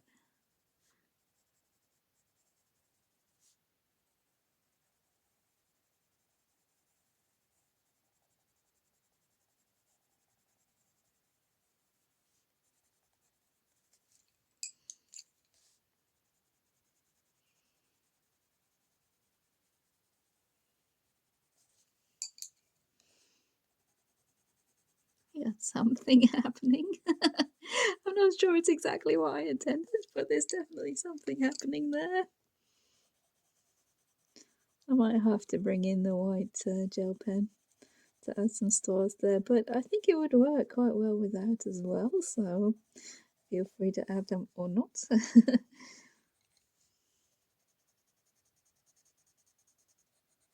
This one the blue, this one is the blue. I do want this guy to be getting lighter up to where the moon is up there on the top.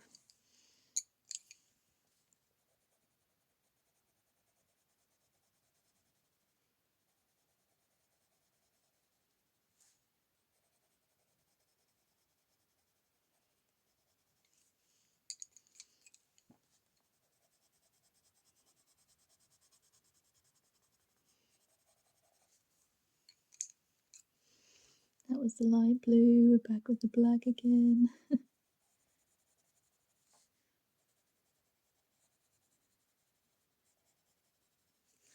not sure it's quite a galaxy. It would look like a galaxy if I did go and put the white gel pen on it.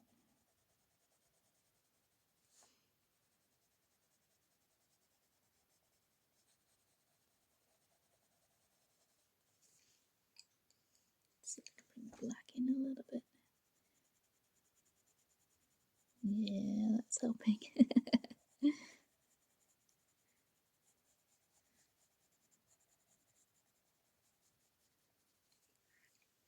Okay, right, white gel pen.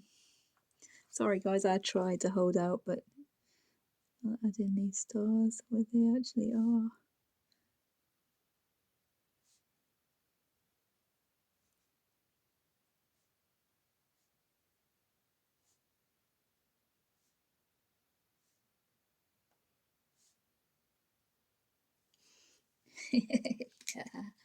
Yeah, that'll do for a galaxy sky, I think.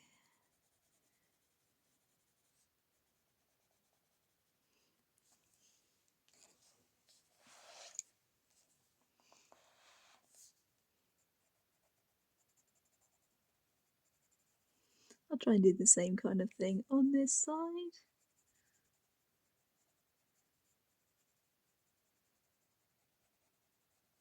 Or maybe speed up what I did on the other side. I can't really explain what I'm doing. It's a lot easier just to watch what I'm doing. I think I'm just trying to fill in the bits that we left that are not the lighter blue, fill in those with the darker blue and the purple to give a kind of galaxy effect. And making sure that we use all the colours that we have in this set, just to see if it was possible, really.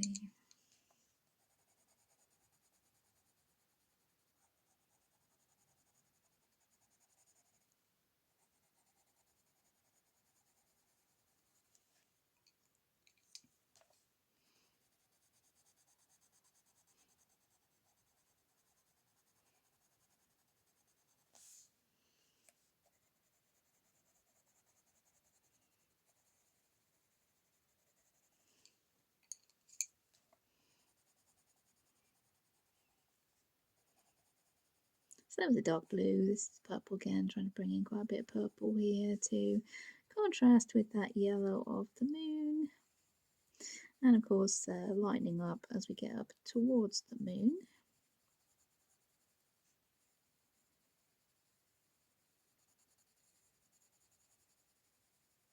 So I want the moon to look as if it's shining, but that's quite a quite a dramatic difference there. So we'll blend that in a little bit more with the darker colours.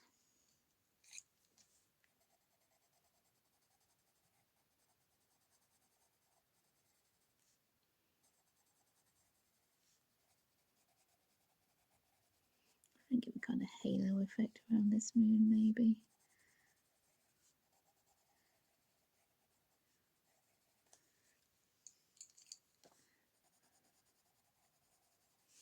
It's still looking like clouds a little bit over here. Oh well. It was fun. That's the main thing. Whether it looks like a galaxy or not.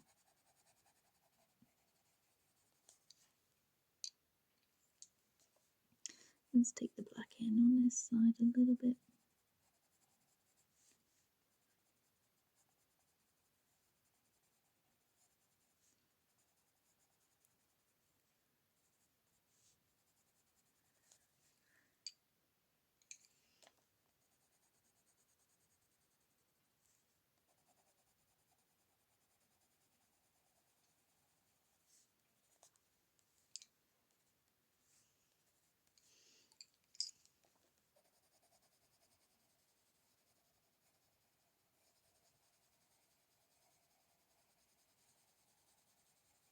Let's see if the yellow. I can bring in this yellow to make the moon look as if it is shining there, maybe.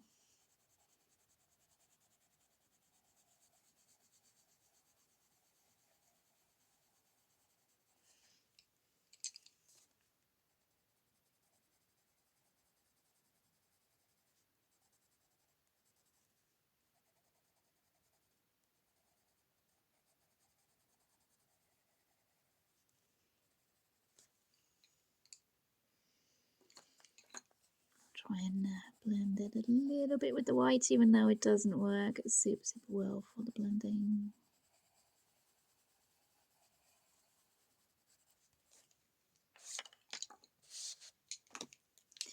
And again, fill in the stars, cheating a little bit by bringing in the gel pen when I said I probably try not to, but I tried, I did try. And I'm thinking maybe a white line around the moon. It will work perfectly well without, but this is me, and I use white gel pens. I love using my white gel pens, so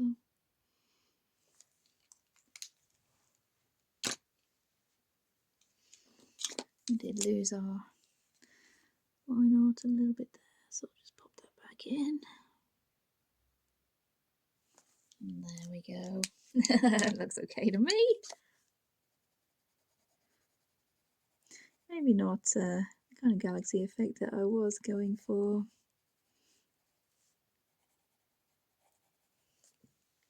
If we do leave the white highlights this part of the picture where we do have the moon and the stars happening, maybe a few little highlights here, that should concentrate kind of a focus on that piece and make it look as if it is the focal point of the picture. So yeah, all good.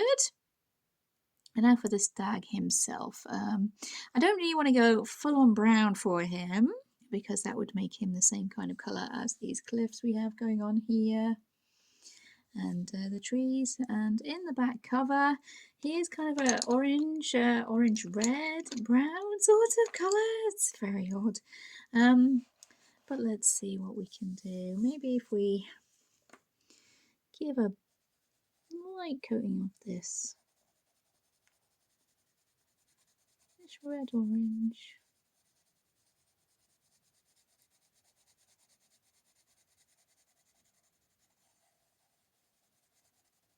That would also hopefully make him stand out from the blue of the water, which is what we're wanting. His antlers are white.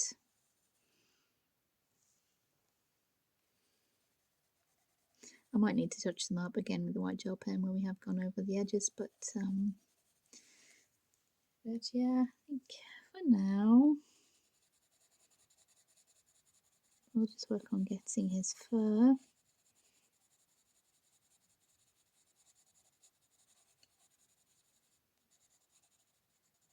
We don't have to do it quite exactly the same as the background, so let's bring in this yellow. Rather, we don't have to do it quite exactly the same as the back cover, so we can give him the yellow highlights because he is standing right in front of the moon. You want him to have quite a lot of contrast, so I'm going to bring in this brown.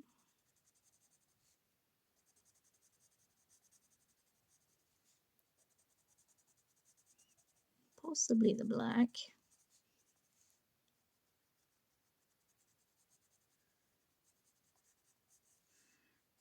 That could be in shadow, wouldn't it?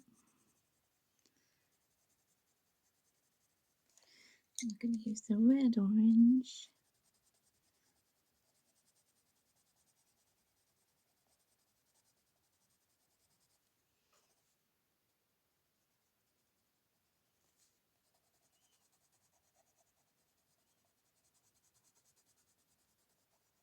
I think deer are a lot more of an orangey brown. I don't think we're going to be able to get that really. Try going over the brown with the orange like we're doing here.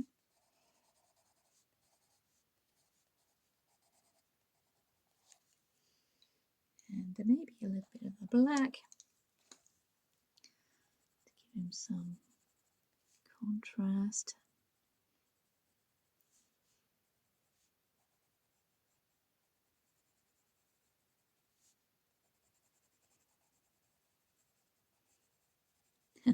Apologies if I am being quiet here. I am trying to concentrate on making this deer look good with a very limited amount of colours.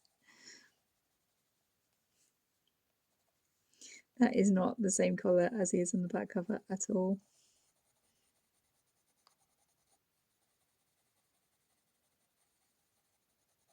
He's a lot brighter, but we'll touch up these antlers.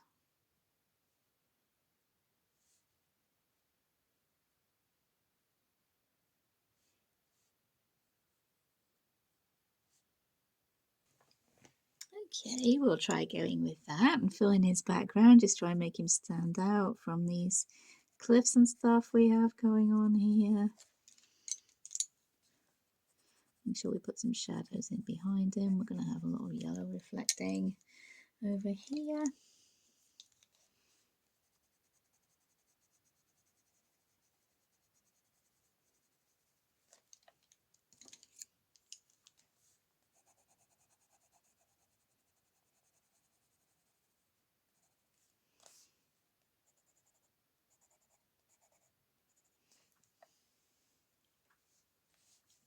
And water over here by the deer would be a lot lighter because we do have the moon over there. There might even be some of the yellow light reflecting into the water. If we want to be really fancy, we could put that in with a little bit of the yellow reflecting into the water. So let's try that. Around the middle of the picture where the moon actually is. Be around here, I think. Kind of flip the image. This is about where the moon would be. I don't know if that would work kind of in real life, but we'll have a bit of yellow in the water there anyways.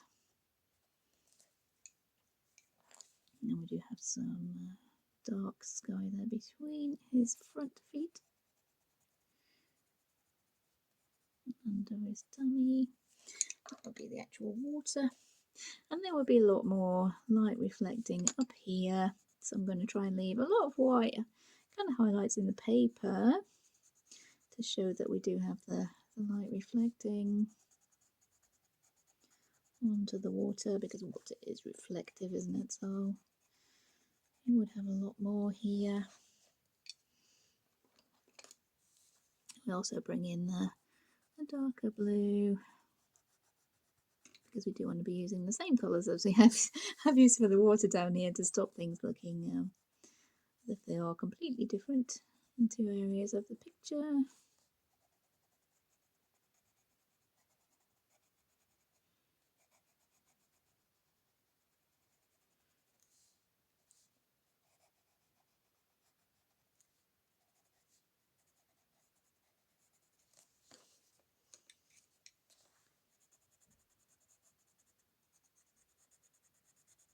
I don't colour landscapes all that often. I haven't studied them in any depth or anything, so I'm not a total expert on how moonlight would reflect on water or anything like that, but we're just giving the impression here that the moon is shining onto the surface of the water there. Maybe want to give a little bit of a highlight towards the top there, because we want that contrast with the purple that we brought into the sky. And we do still want the scene to be looking as if it is night time. This lily pad is coloured on the back cover, so we'll try and deviate a little bit more towards what we were originally intending to do here. So we'll colour this lily pad just in the light green, I think we'll do, because yeah, it's very tiny. This one is also coloured. The shadow coming out from the middle of the lily pad, I think. Darker towards the middle. Try and ease off on the pressure a little bit as I go towards the edges. Then bring in that light green.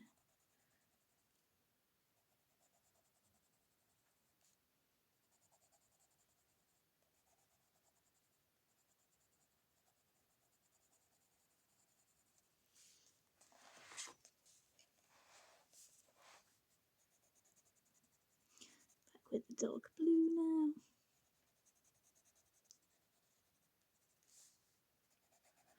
I'm still trying to put the shadows in where the kind of, I think it's grayscale sort of indication where these shadows are supposed to be. And around the edges of the banks, the river banks that we've got going on here. I want to go quite dark around anything that is white. We want to go quite dark because then we want the contrast to make the little white bits stand out.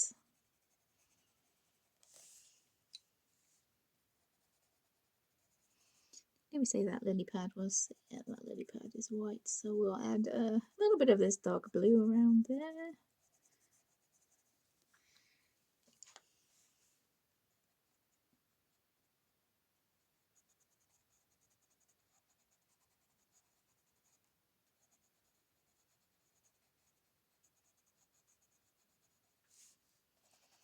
Back in with the lighter blue. I'm trying to leave some sparkles, some white showing through the water up there. More so than we do have down the bottom of the picture anyway. But it's a lot of guesswork, guessing where these ripples will be lit up. And going mainly with what we've already been given, as I said, and making sure to leave some of the white paper showing through. I think that's the main point. We were just giving it a light kind of dusting of this light blue, weren't we, down here? So we don't have too much of that white showing through. So the light would be more towards the top of the picture there. Hoping it's looking pretty much right up there. I'm pretty happy with how it's going now anyways. As long as you like it, so you're colouring it if you like it, it's all good.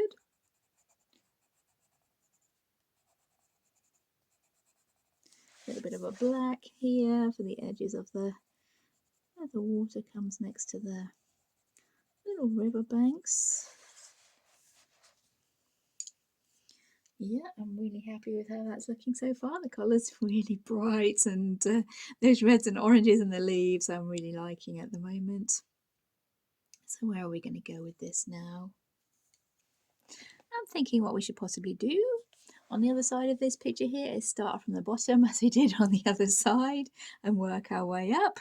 I'm going to try and keep a little bit more towards the colours we have on the back cover now, and these leaves here are the light green and the dark green from the looks of them.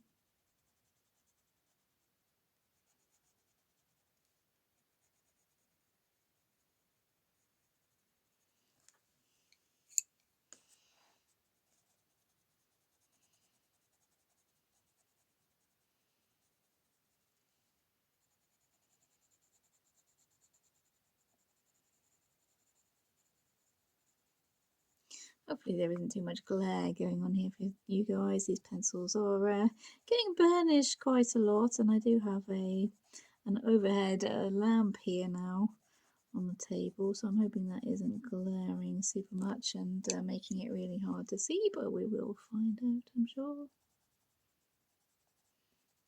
And down the bottom here, it does seem to be a lot the same on each side there. So I think what I'm going to do is fill in all these roots here the same as we did on that side. Just with putting in the shadows kind of in grayscale with the black, and then going in with the brown, blending with the white to give more of a grey to the brown. So I'll go ahead and fill in all these roots and catch up with you in a second. For our water down here, we're just going to do them the same as we did these little waterfalls on the other side. We're going to do the edges with the dark blue. It's just called a blue. I'm going to pop in some shadows just on the parts where it's coming out from under these roots here. Maybe fill in some of those kind of shadowy bits there just with the dark blue.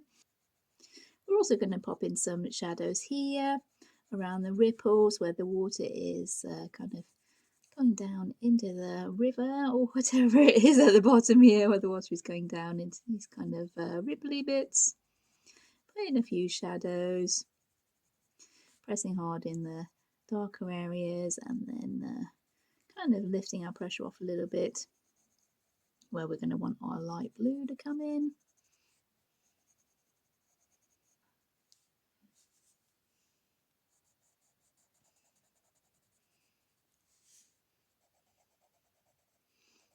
Seems to have a few more little waterfalls over this side than we did on that side.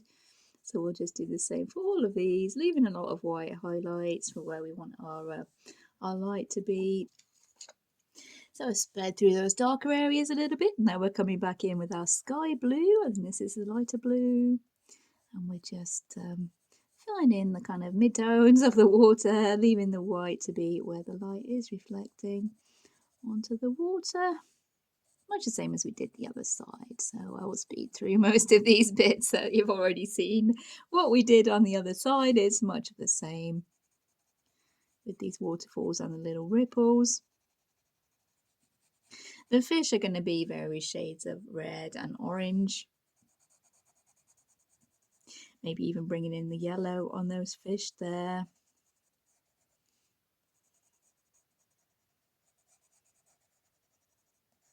I think we did over the other side. Yeah, we brought in the yellow quite a bit, but I think any way that you use the reds and oranges on those fish, that would fit in quite nicely with the sort of goldfish we have going on the back cover that I've actually got in my little reference photograph here. So yeah, we'll just pop those in with the reds and the oranges.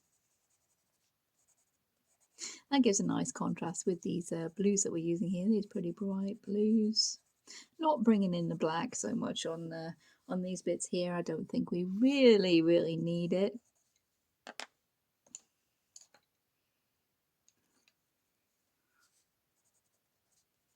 But I do want to have these blues pretty bright and saturated. Oops, we missed out a little bit on this waterfall here. Yeah, par for the course for me. Again, we've got a bit of a highlight there where it's bending down over the branch of that tree. So we've tried to leave a little bit of white there. There's lots of little bubbles here that possibly could come in with glitter, but we are trying to stick to the pencils, even though I did bring in the white gel pen up the top here. I am trying my best to stick to the pencils. And these fish, as I said, various combinations of the orange, the yellow. We can use the red orange and the orange maybe. Or even yellow and white. Just put in a little bit of yellow. I'll try filling these in just with the orange and the yellow there.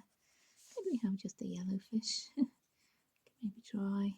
I think maybe the yellow slightly too pale to be using for these fish, so I'll shade him a little bit. There we go.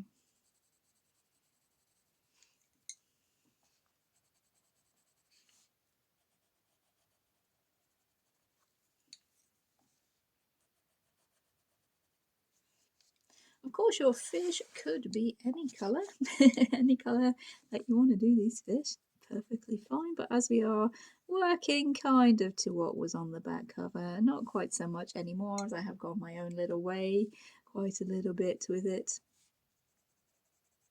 Especially on leaves and on the sky where I tried to do a sort of galaxy effect that I think we maybe kind of got working. But the sky would be reflecting down onto the water anyway. Those colours are pretty similar, but the sky would be reflecting down onto the water anyway. So they would be pretty similar in colour, as long as we've got that break there, that line across where the water is joining the sky. I think we'll be good on those. We've just got a couple of little fish to finish off on this side here. Again, just with the oranges, kind of freestyling a little bit. I think most of the fish, let me check, most of them are orange with a little bit of yellow. So anything along those lines, I think it'd be good to go with the fish.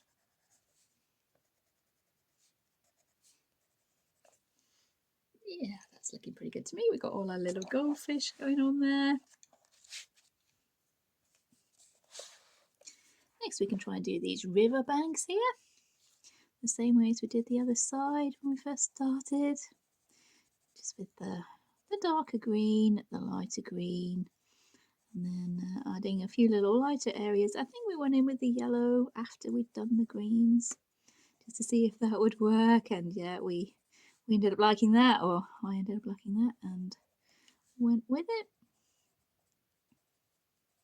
Then we can come in with the black just to separate out the different kind of parts of the riverbank. We do have different kind of hills, maybe kind of parts of the riverbank that we separated out with a little bit of the black for shading, as this is the darkest green we have. It's just called green.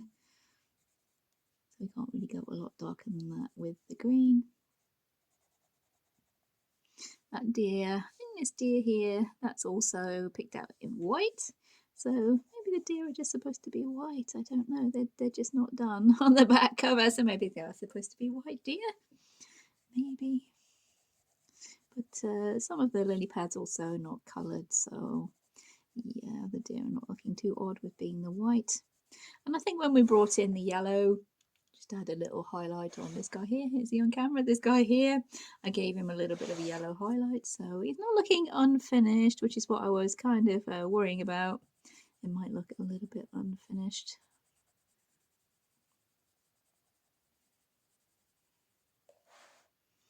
I don't think we'll be having that problem. I think it'll work out okay in the end.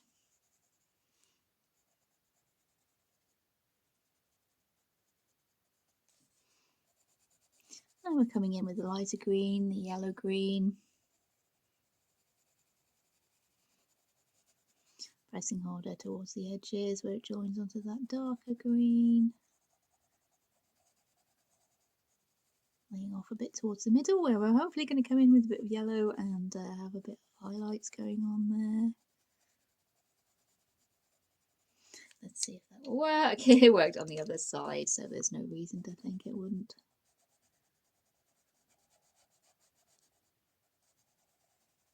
Go, maybe a little bit brighter, but we haven't been in with the black yet, so when I get the white pencil, we'll go in with the yellow green.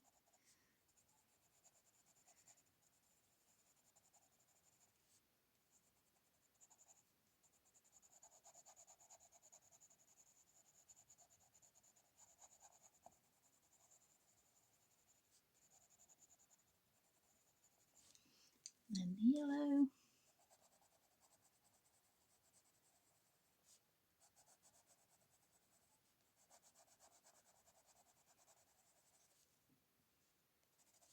Our highlights are a little more pronounced on this side, but I'll come in with the black and see if we can get it looking a little bit similar to what we have the other side. Probably a bit more shading going on the other side, I think.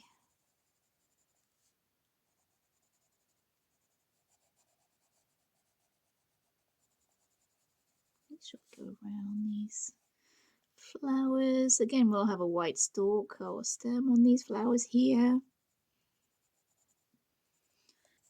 The same as these ones that we have actually in the water.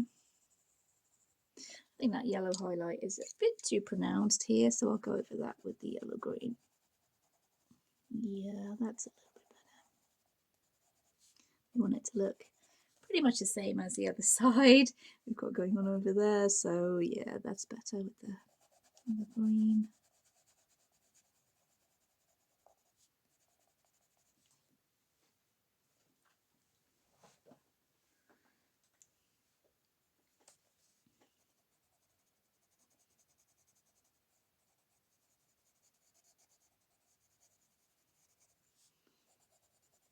This is pretty much the same as what we did the other side, I think, so yeah. We want to make our highlights more pronounced as we get more towards the top here, as we did on the other side. This bit at the front is a lot darker.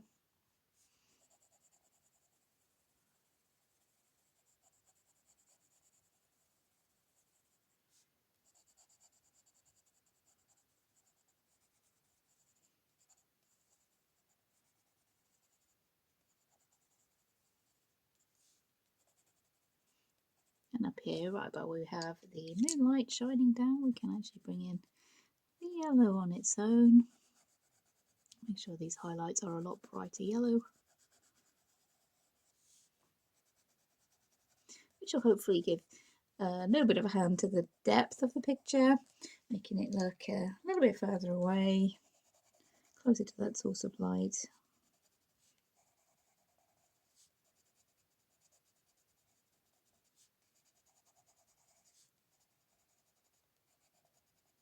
A little bit hard when you are working with such a small selection of colours.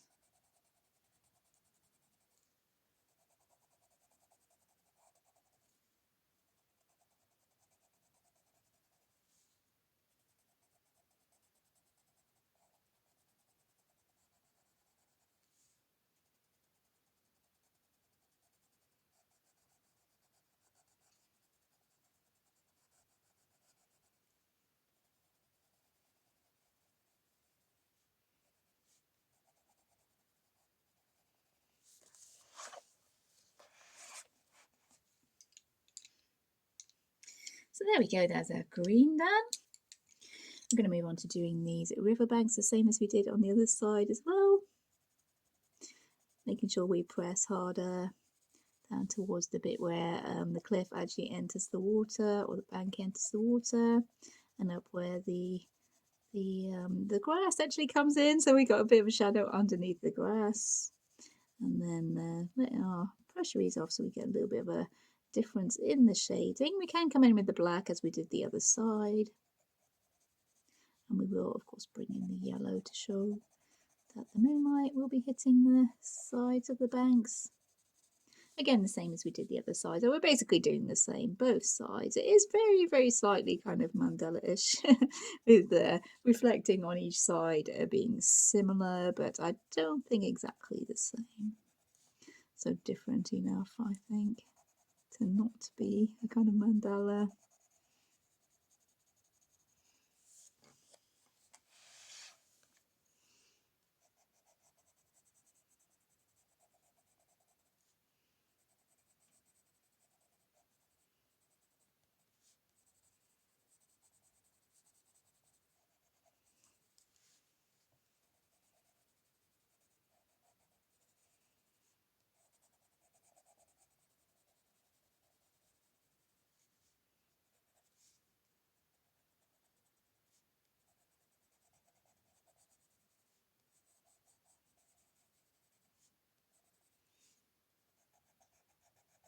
Inside here, we're going to be having the dark little kind of hole in the bank there. So we will definitely be bringing in the black there to darken that hole in the bank. Make sure our water looks as if it's coming through from the dark into the other side out the front there. Set the yellow, not too much though. We only want a little touch of it this far away from the actual source of light, but we do want to bring in the yellow as a lighter tone for our brown as well. We don't really have a lighter tone for our brown unless we bring in the orange, and we have a lot of orange in this picture already, more for the leaves than anything.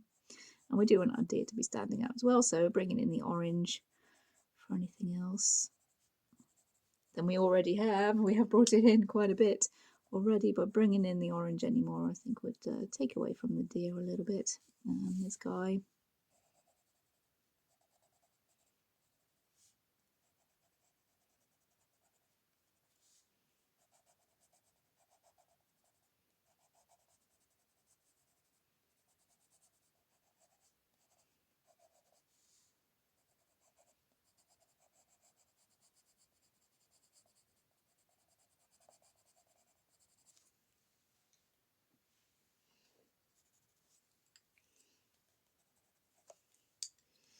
That's looking kind of right, so we'll move on to the rest of this bank.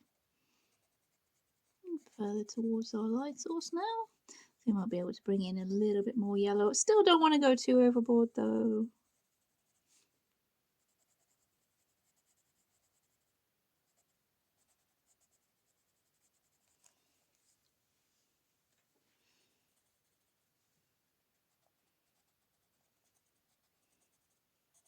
There probably won't be as much commentary now that we're moving on to the other side of the picture that is pretty much the same as the other side. We have the same kind of trees and banks and water, all that kind of stuff.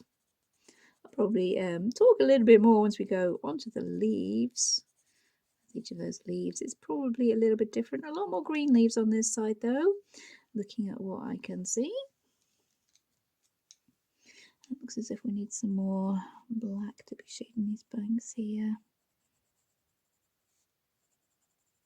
On the actual grass of the banks rather than the brown kind of earth side of the banks.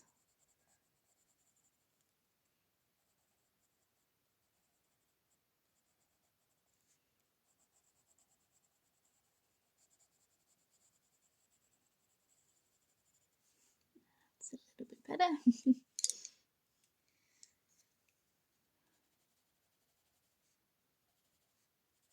A little bit of a light brown shading there, so when I bring in the yellow it's not really bright and zingy.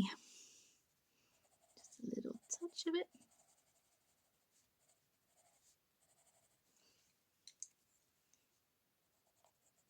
and the black for any last little bits of shading.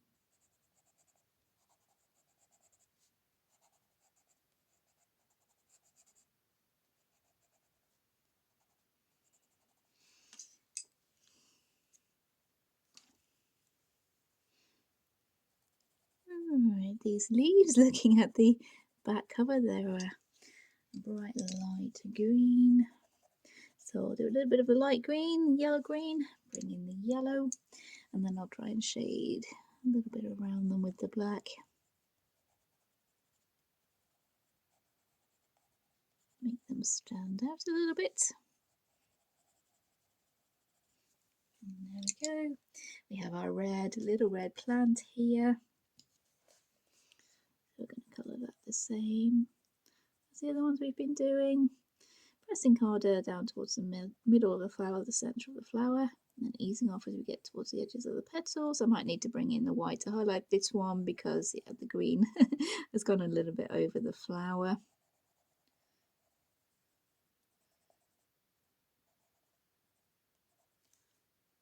The petals furthest away, just doing completely red, so maybe that green will blend in.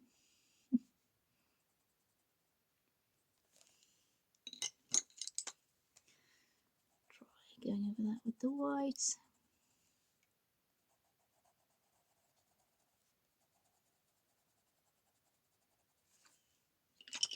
And we might need a little bit of a white highlight there where the green has gone over onto our petal.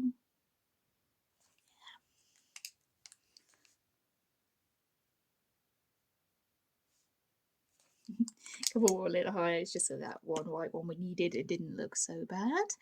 Okay, what's next? I might go on and colour these trees now and do those the same as we did the other side, just so we can get on and do the interesting bit and go into all our nice leaves around the outside. So exactly as we did the other side, there'll be a very light kind of layer of the black, so we can work on top of that with the brown and maybe get a nice greyish brown colour coming through. Then we go in with the brown, add any more shading with the black if we do need it. So of course you can always go back in and shade more if something seems too light. Then we go over all that with the white, and hopefully we'll have some nice trees going on here, and we'll be able to move on to the leaves. So there's a light layer of the black there, possibly a little bit too dark of a layer, but we'll see how we go. So now I'm going back into that with the brown, as I want this brown to be a little bit more of a greyish brown that I like to use when I'm colouring trees. Not that I colour trees that often, as I have said, but yeah, these bits, kind of markings on the trees, those with the darker kind of colour. I'm giving a layer of brown over the whole tree pretty much, and then picking out the darker areas, which we can go back into with the black or the brown afterwards, just to see how it goes. I'm shading the same as we did the other side.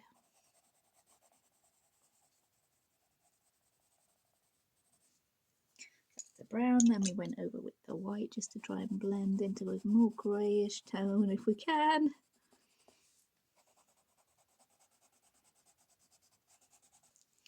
I think we might need some more shading with the black towards the outside of the tree, the side that's furthest away from the light that we've got coming from this way. And I think we might have actually gone very lightly with the yellow on the side that's closest to the moonlight over there.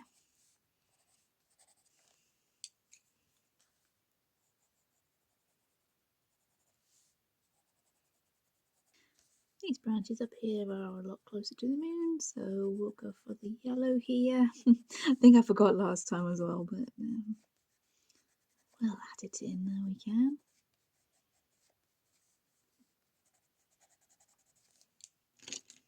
I might have gone a little too heavy-handed there with that tree, so go in with the eraser a little bit.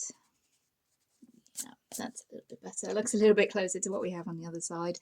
I thought I was a little bit too heavy-handed with that first coat of black, so maybe I'll give those a very nice erasing before we go in with the brown.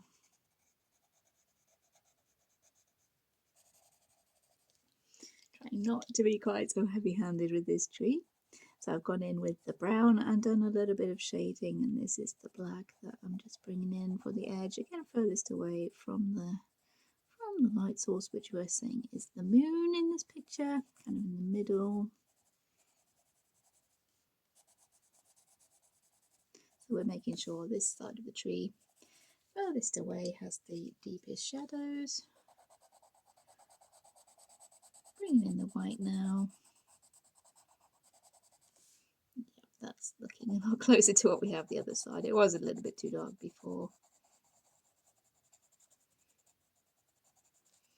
Our deer is going to be white. I'll just get these leaves a bit of the yellow green. Some shading behind the deer. Oops, I think that's supposed to be tree as well, but that's actually green. Never mind. And for this last tree, again, the same again, so I'll catch up with you once I've done this last tree. That's the bit of brown shading for this tree, so I'll come in with the white and see if we can get a nice kind of browny grey going on. And some yellow to show that we do have that yellow light. Very lightly with the yellow there, just to give a kind of tint to the tree to show that's where the light's coming from. And we might need to come in with some more black shading just down this edge here, especially around where these leaves are, because we want those leaves to be standing out.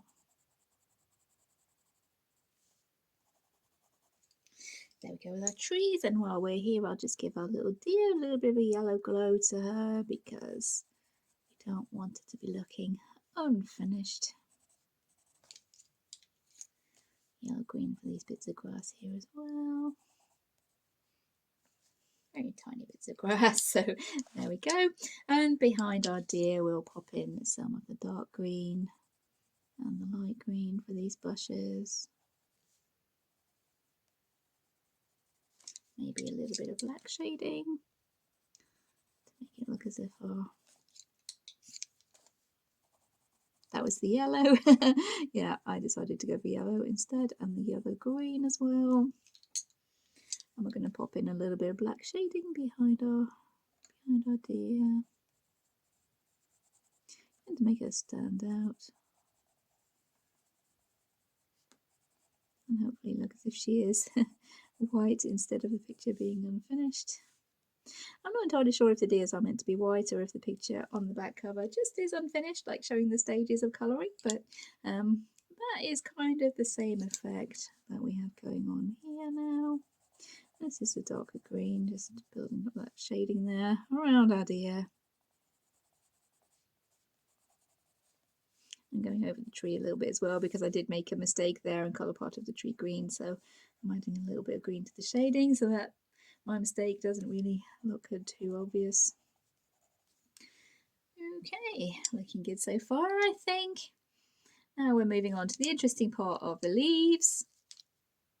Most of these leaves here are the darker green, quite a dark green, so what I'm doing is putting a layer of the black down before I go in and shade. That one is actually orange, that one is orange, and these ones don't exist on the back cover, so we can play around with these a little bit.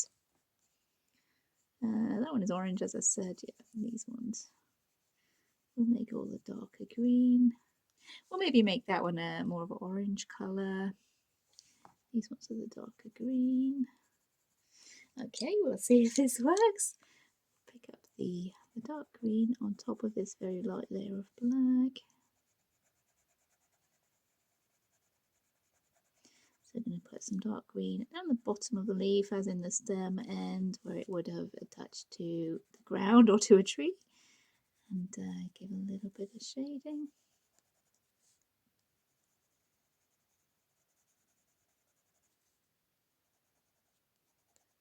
I have no idea how the light green will work over this black, but we don't know unless we try, right? So we'll give it a go. Those ones are more of a brighter green.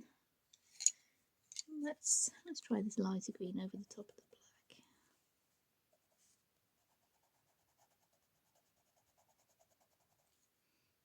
Yep, that's more like what we've got going on the back cover. Might need to come on with a little bit of the darker black for a little bit of shading there. That is pretty close to what we have going on in the back, I think. And again, another shade of green that you can get just by using this 12 set pencils, by laying down a very, very light coat of the darker colour, either the brown or black first. You can use the greens on top, and instead of being these bright greens here that you have with the dark green, the light green and the yellow, just with the dark green and the light green on top of the black, you have some a lot darker kind of greens going on there. And these are fairly dark orange, these ones, so I'll put the coat of brown down as we were doing at the top.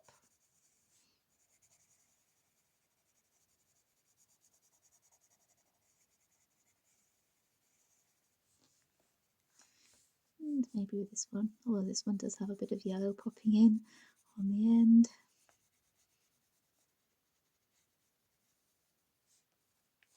These ones are the dark green as well, so just as we did on these leaves here, very, very light layer of the black.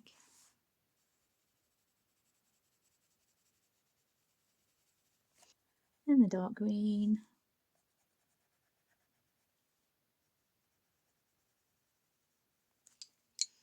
And then the light green.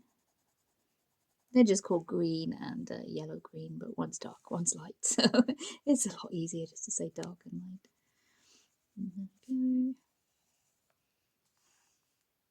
This leaf doesn't actually exist on the back cover once again, so we'll go for that kind of a darker green colour that we've had going on for those last few leaves. And yeah, the leaves on this side of the page are a lot greener than the ones on the other side. So the leaves are greener on the other side. I don't know about the grass. Okay, we're going to come in with this orange red, I think. The bases of these ones here. As usual, pressing quite hard towards the kind of stem end of the leaf and then easing off as you get towards the outer corners. This one does have a little bit of green coming onto it, so I'll pop that in a second. A little bit of this light green.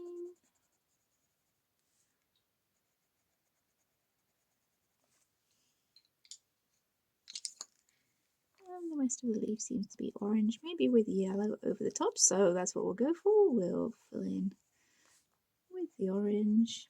Pressing kind of medium pressure there, not super hard, not really light.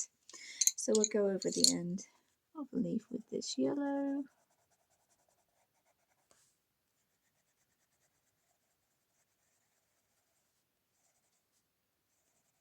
Kind of similar to what's on the back cover, and it does make a nice difference to what these green leaves look like in the background, but I'll come in with the black to add a little bit of shading anyway to show that these are behind the green leaves.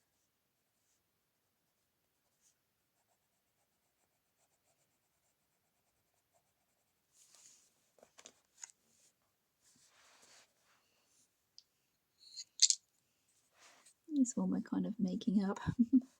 This one actually isn't on the back cover, so we're going to do this one with orange and I think yellow on the end. I don't know, the orange when the leaf is folded over there. Some yellow.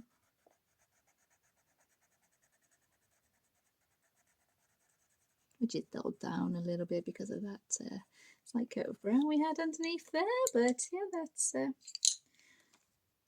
looking okay. Kind of matches in with these ones here, even though it doesn't appear actually on the back cover. Okay, this one is slightly darker, but it does have a bit of yellow on the edges, so we'll pop in some yellow edges there. And a tiny little bit of the lighter green. That is the yellow green. And the rest of the leaf is the darker green.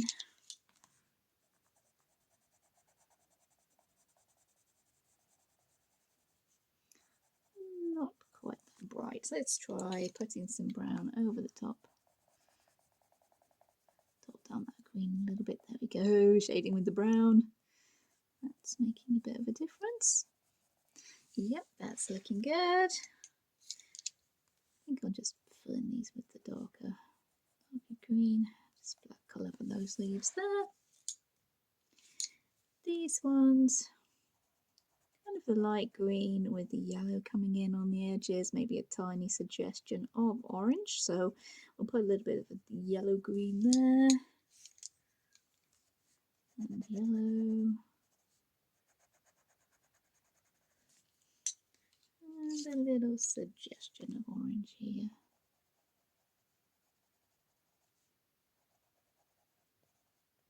There we go. Not bright, just a suggestion of the orange. On this one is the same. Light green. Yellow. And then suggestion of the orange. Not much room for very, very careful shading there. It is a very tiny little leaf, but we'll do what we can. Just fill in these bits of the bank that we missed out. Oh, where are we going up to now? This one is more orange, this side of the leaf.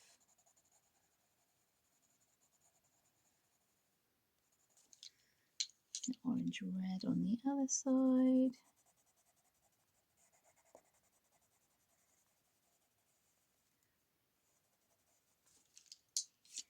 And the yellow.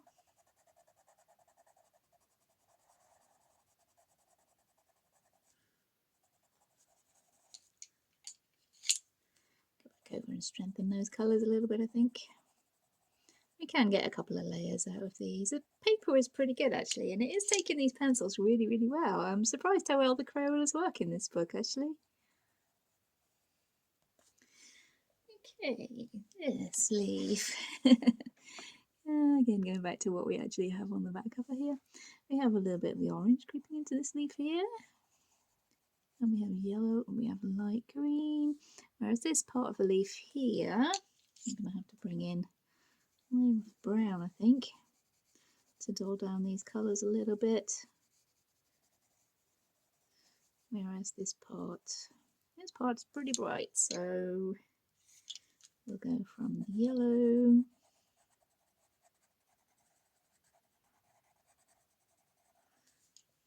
to the yellow green.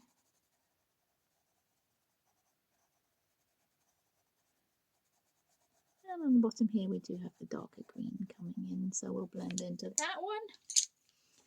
The darker green.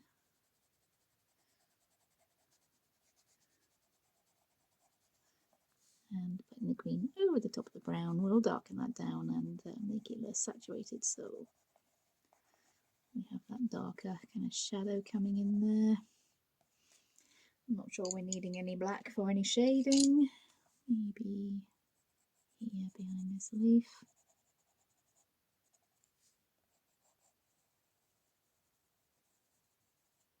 And a tiny bit, and on this tree trunk maybe, to make the leaves stand out. Give them a little bit of shading behind them.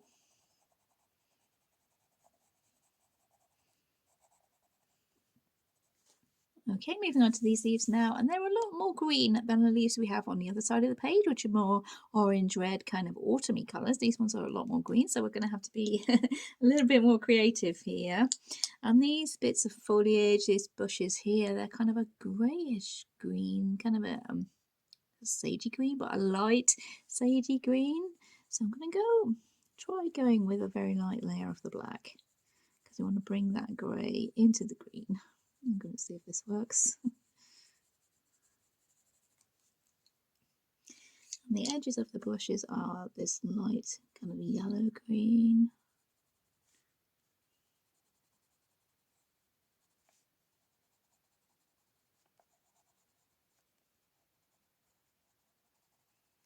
Coming down into a very, very dark green. So I'll put down this dark green. It's just called green. It's the darkest green we have.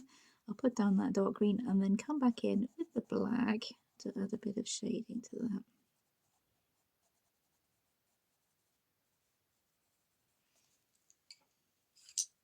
So here's the black.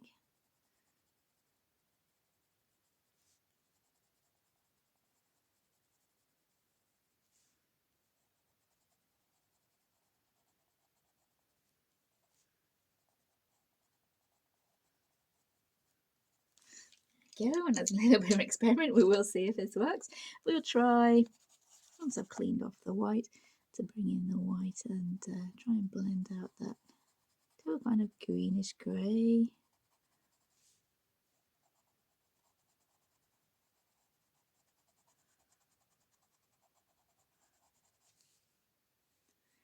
Slightly darker than what we have on the back cover. I think that's about the best as we are going to get. Okay, we can live with that. It's a slightly different tone of green there again, so we're doing well with just these 12 colours so far. These leaves here, let's see, we have one that does have a very tiny touch of orange to it here. And then we have one with a touch of the red orange.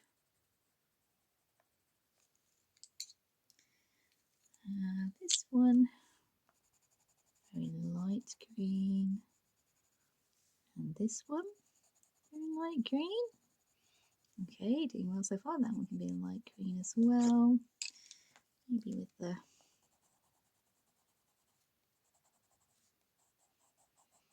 the white, blending that out a little bit. This one, that one more of a greyish green as well. So we'll go with a very thin layer of the black, very light layer of the black rather. This one is a lot darker, and this one also darker. Might need to bring the brown in on that one. So this is the brown.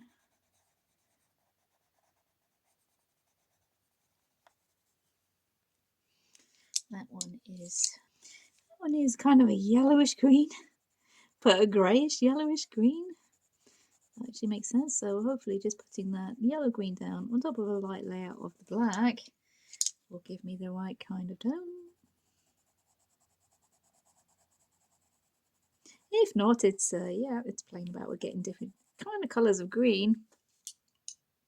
But just a very limited selection, as we do only have 2 greens here, technically. But we have managed to get lots of different shades of green, I think, just from 2 kind of greens. I'll add a little bit of yellow to that one. That's not actually on the back cover, but yep, that makes sense. These are kind of a dark greyish green, so I'll do the black and then the dark green, and then try blending that and see where we get. Right, this one, actually on the camera, this one very dark in that corner there.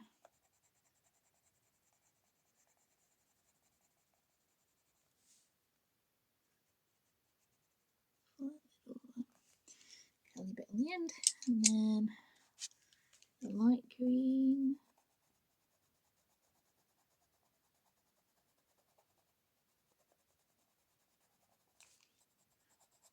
Blend with the white a little bit, and then I do think we need to come in with the black for some shading, especially on this leaf here. That one is pretty dark. A little floating leaves here, we'll just do those with the yellow green. Maybe the same there, but with a coat of the black in the background, just so they're further away from the light source.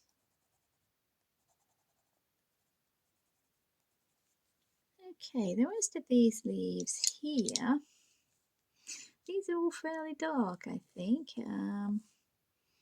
Yeah, so I'm going to go very, very lightly with a coat of this black for most of these leaves here. And here, this is a tree, so I'm going to go over that also with a light coat of the black. This leaf here, yep, that one is dark. This leaf here is dark towards the base. It kind of feathers off towards the top, and these ones are kind of again with that kind of sagey green. Although this one does have orange coming onto it there. We'll deal with that in a second. But these ones kind of a sagey green, so I think I was getting more like a sagey green by doing a very light layer of the black and then going over with the darker green. So we'll try that.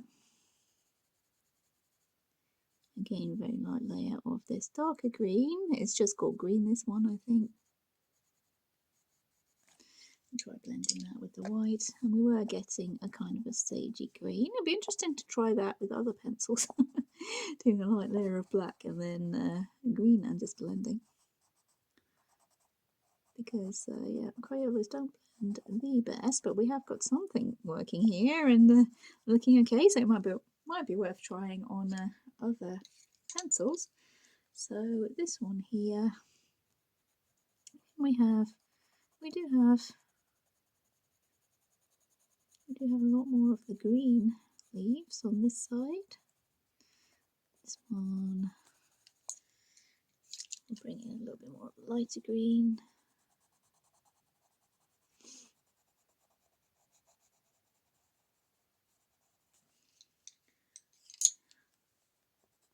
Blend with the white as far as we can anyways.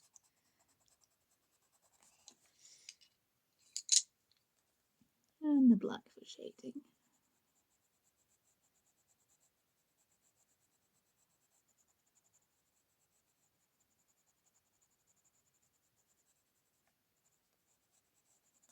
Maybe we can even bring in the brown there. Let's see.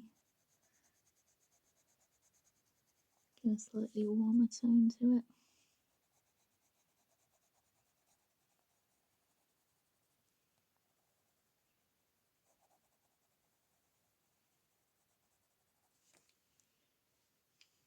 We can live with that, I think. These ones, yeah, that one's supposed to be grey as well. Just fill that in. These ones, we have a kind of spring green here along that edge, but I think we're going to have to do that with our light green and maybe a little bit of yellow. Make ours a slightly different colour.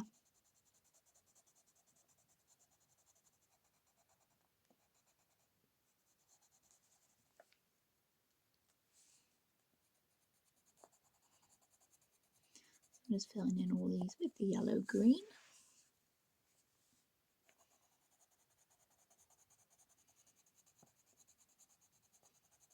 And this leaf here, that one's not actually on the back cover, so we can do what we like with that one, although keeping to what we've actually got going on here would be good. And yeah, it's kind of hard to be colouring here into the spine of the book.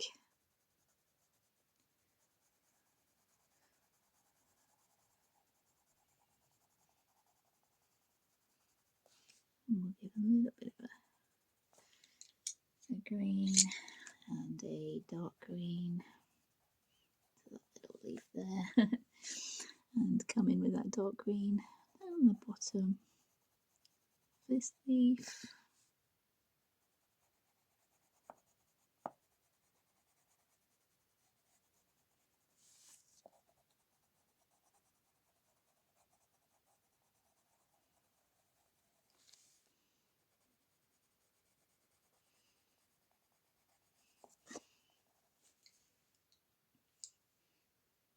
Yeah, I think that's working pretty well. So let's finish off this tree that's inside here. I didn't realise it was a tree.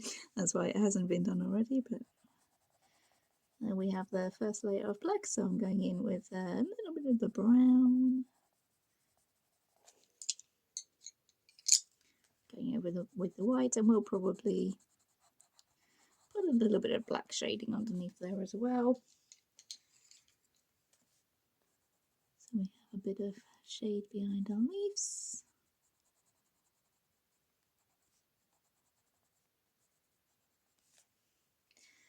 Okay, this leaf here, I think we probably need a bit of a brown undercoat, shall we say, for this one. We do already have a little bit of black that I put in there, but yeah, that will work as well.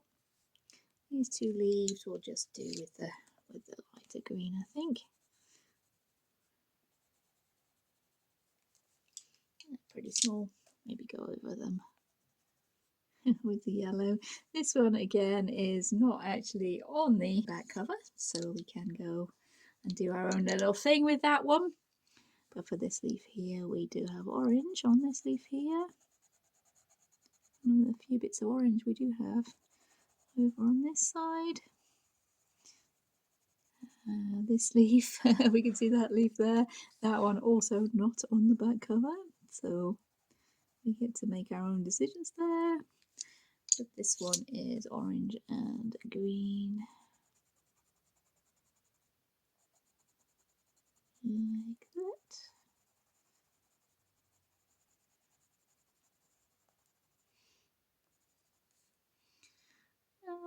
These ones, pretty much just light green, I'm thinking most of those. So we'll come in with the dark green to give them a little bit of shading towards the kind of stem end of the leaf. And this one here seems to go from the light green up to yellow, so we're actually going to have some yellow on this one.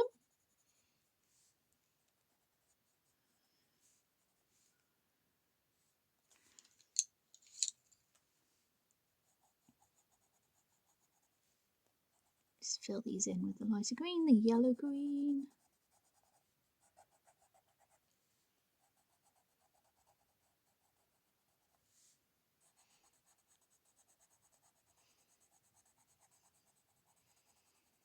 And this one does seem to have a bit of the yellow coming through in it, so we'll just add a little bit of yellow over the top of that light green, I think.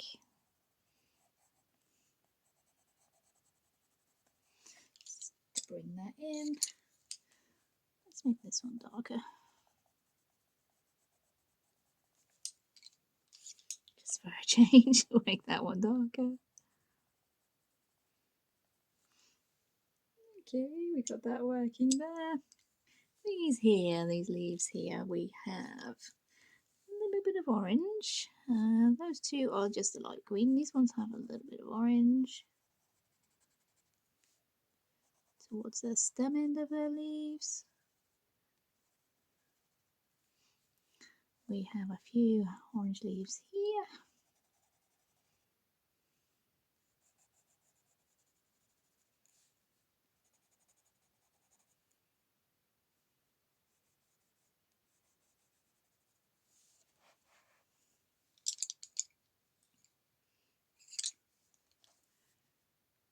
And a light green, kind of more of a pastel light green. So I'm going to try going with a very, very light layer of this yellow green.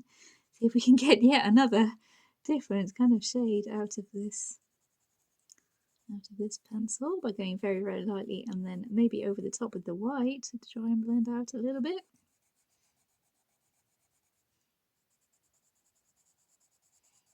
See how that works as kind of a light sort of pastel green.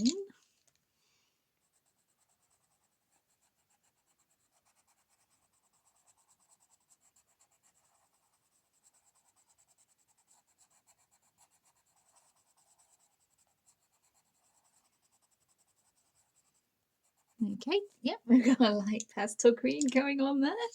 I quite like that. Maybe we'll do this little this leaf over here that doesn't exist on the back cover. We'll do that along those lines. A little bit of orange, very, very light layer of this yellow green, and then white. I quite like that kind of pastel-y tone we're getting there. And we've got that kind of tone carrying on up through these leaves as well. Even these ones that have a little bit of yellow, we'll add a tiny little bit of the green too, I think. And we have very, very light green coming up here. Might be able to start bringing in some yellow from that moonlight. onto these leaves here.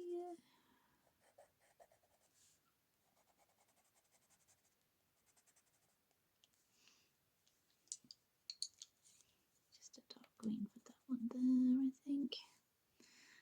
These ones are kind of dark, so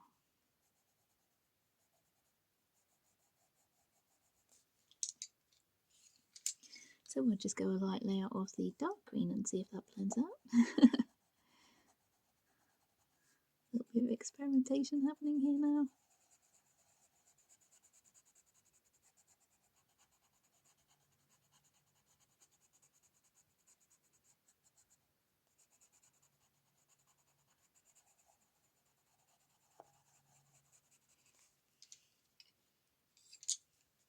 Okay, we'll try shading those a very tiny bit with this black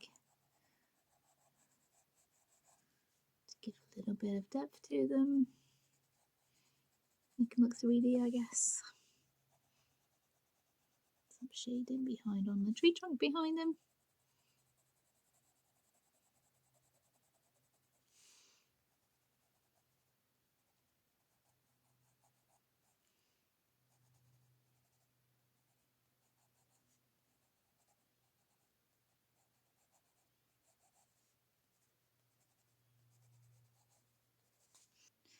Okay, we'll move ahead to the rest of these leaves now, and a lot of this bit here that is actually not in the back cover that we have.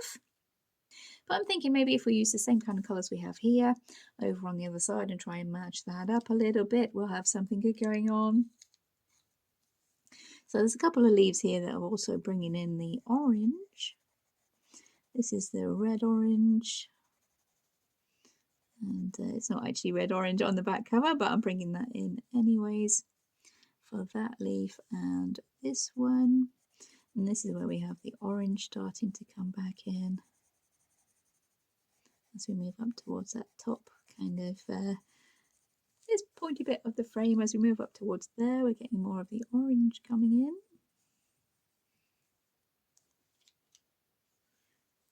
And this leaf here, orange. So we're bringing the orange now. And this, no, that leaf isn't there. This leaf is there. That one does have a little bit of orange to it, so we'll bring in some orange on that one as well.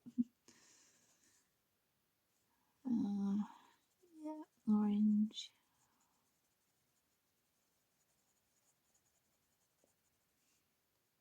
This one is orange.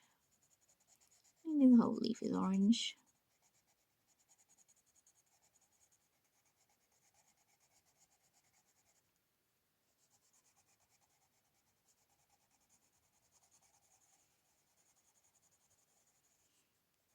And we are fairly close to the moon there. We're fairly close to the moon, so I'll bring in this yellow.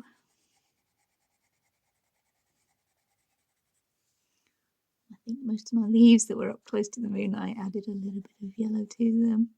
Even though it doesn't have that in the image on the back cover, I did anyway. Maybe we can put some there. This one does have a little bit of yellow.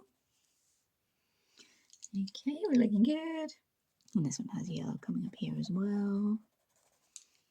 So moving on to the lighter green.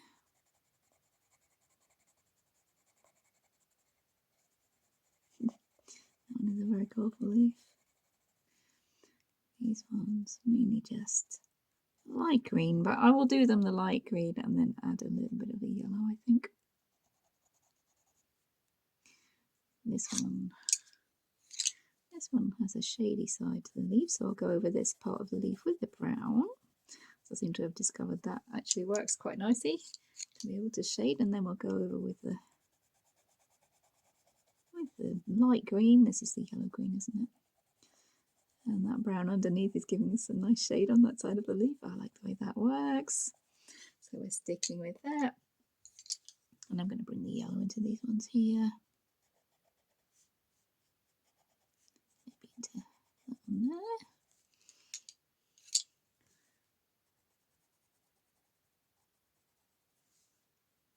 And that one there will be the yellow green. This is the yellow green. I'm hoping, as I said, it's obvious which colour I'm actually using. And we are just sticking to those 12 colours that are in the 12 set of the pencils.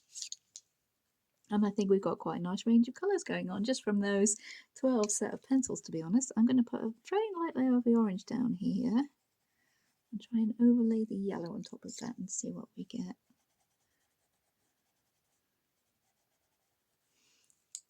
Not bad. This leaf is the yellow green. These bits of grass or whatever they are here, I'll just pop those in with the yellow green as well.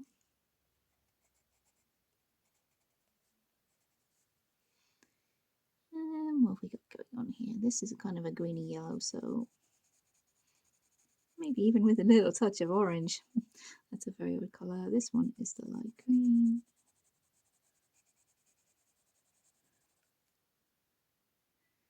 These two aren't actually on the back cover.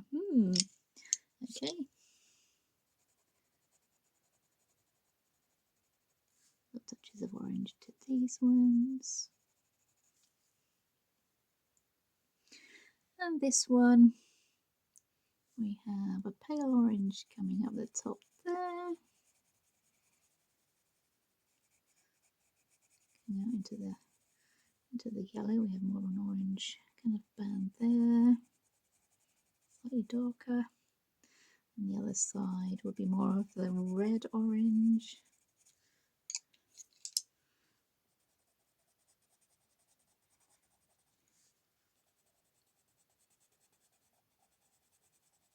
Yep, looks about right. And this one,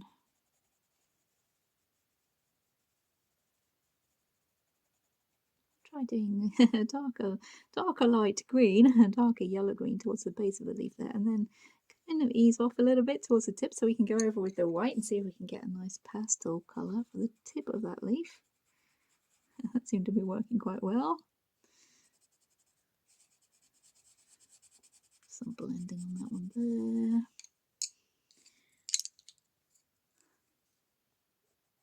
Come in with the black for shading.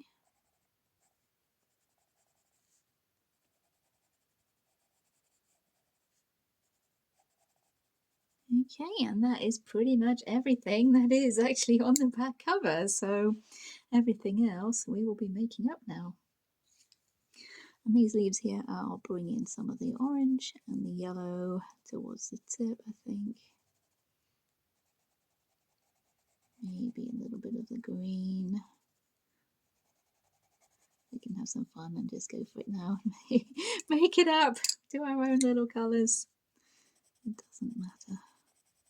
Not that any of it matters. It can totally make up your own colours for all of it. It's not very often that I do try and copy original art, as I said.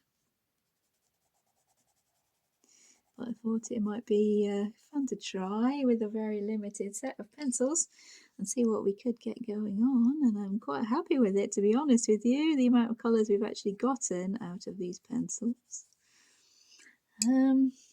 What should we have there? Should we try to get the very pastel green again? Going very lightly with that yellow green and over with the white.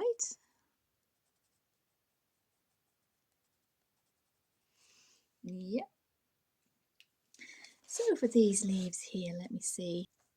So for these leaves over this side that don't exist on the back cover, I want to try and bring in the same colours that we had going on for this part here. So these big leaves would probably have the coat of brown that I think I gave the other ones, and it will be quite dark leaves. So we'll give these the coat of brown and work on top of that to give us a starting point.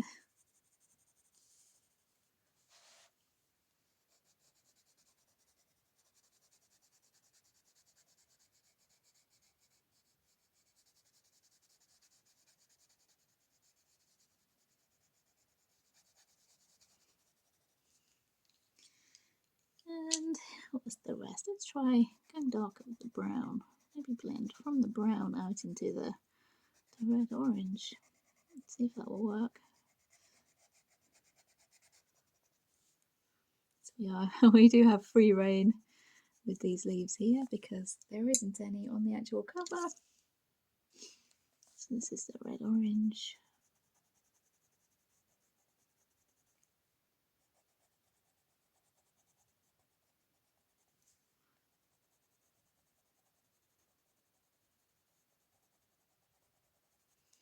And then bring in the orange, I think. This stem down the middle of these ones, I think, is white on the back cover, so we're leaving that white.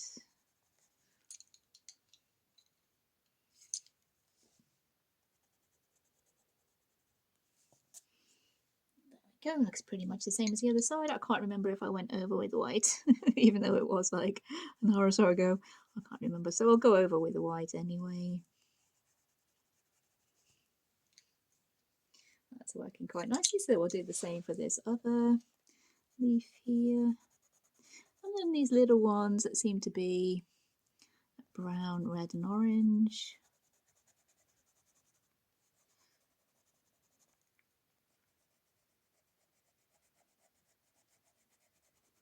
So I'll go ahead and fill those in. The brown, the red and the orange. Let's bring a little bit of yellow onto this one here.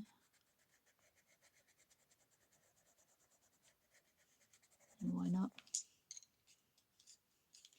And this is the orange.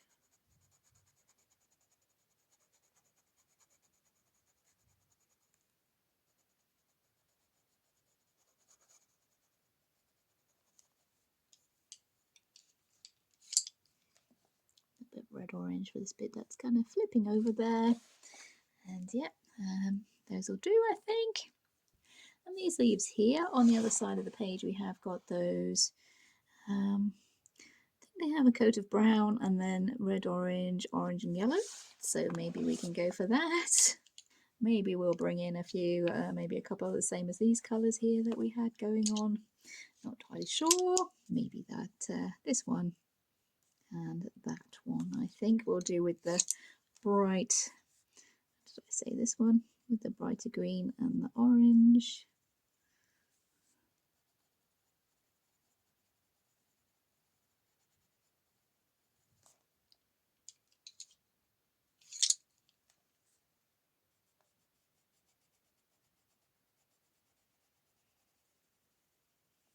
So that's just with the orange and the bright green. And for that one at the top, we might bring in a little bit of a yellow, I think.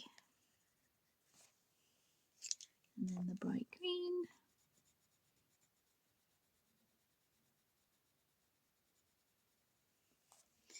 There we go. So for these other ones that we've got floating around here, I'll put down a base coat of the brown.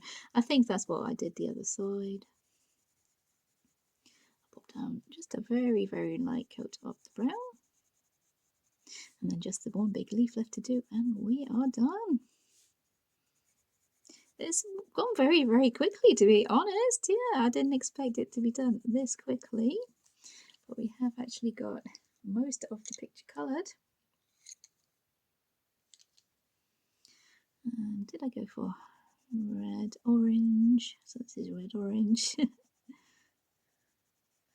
I'd have to watch the video back to actually know. But we can just make up anything here anyway. So we'll go in with the red, orange. Seems to make sense. Then orange and maybe yellow on one or two of them.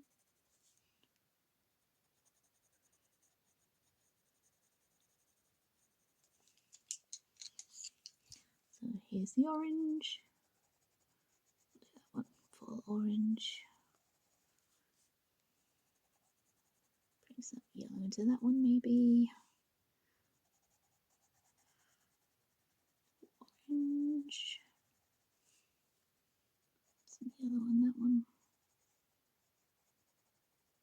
Or shall we bring a bit of green? Okay, we'll bring green into that one. Some yellow. But any combination of colours.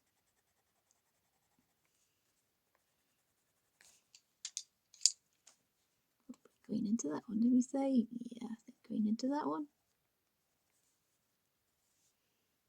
Now we just have this one big leaf left here, and I'm thinking we do the same kind of colour combination as we have on this one, this little one on the other side. So it looks as if the top of the leaf we have done with a brown. Yeah, it does look as if the top of the leaf we have is brown, so we're going with the brown.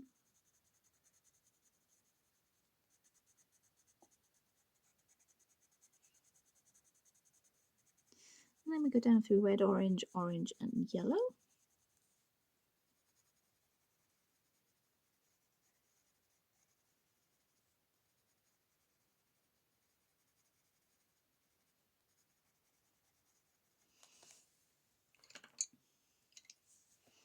So this is red, orange.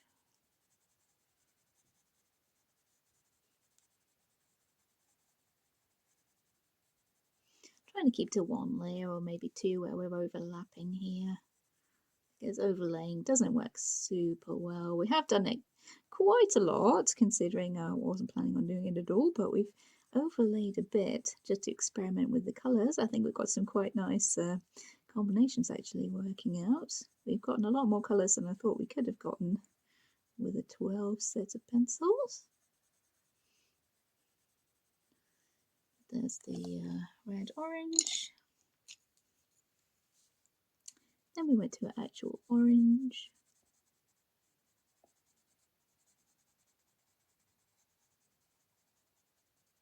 Let's make it more orange on this side than the other side.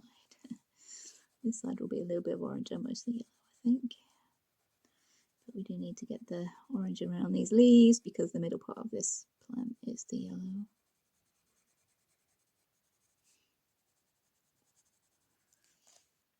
So here's the yellow.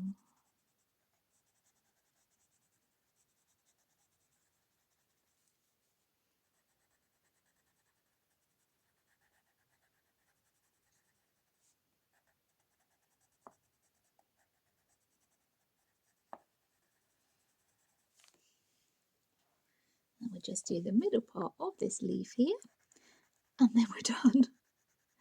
A lot quicker than I did imagine, actually.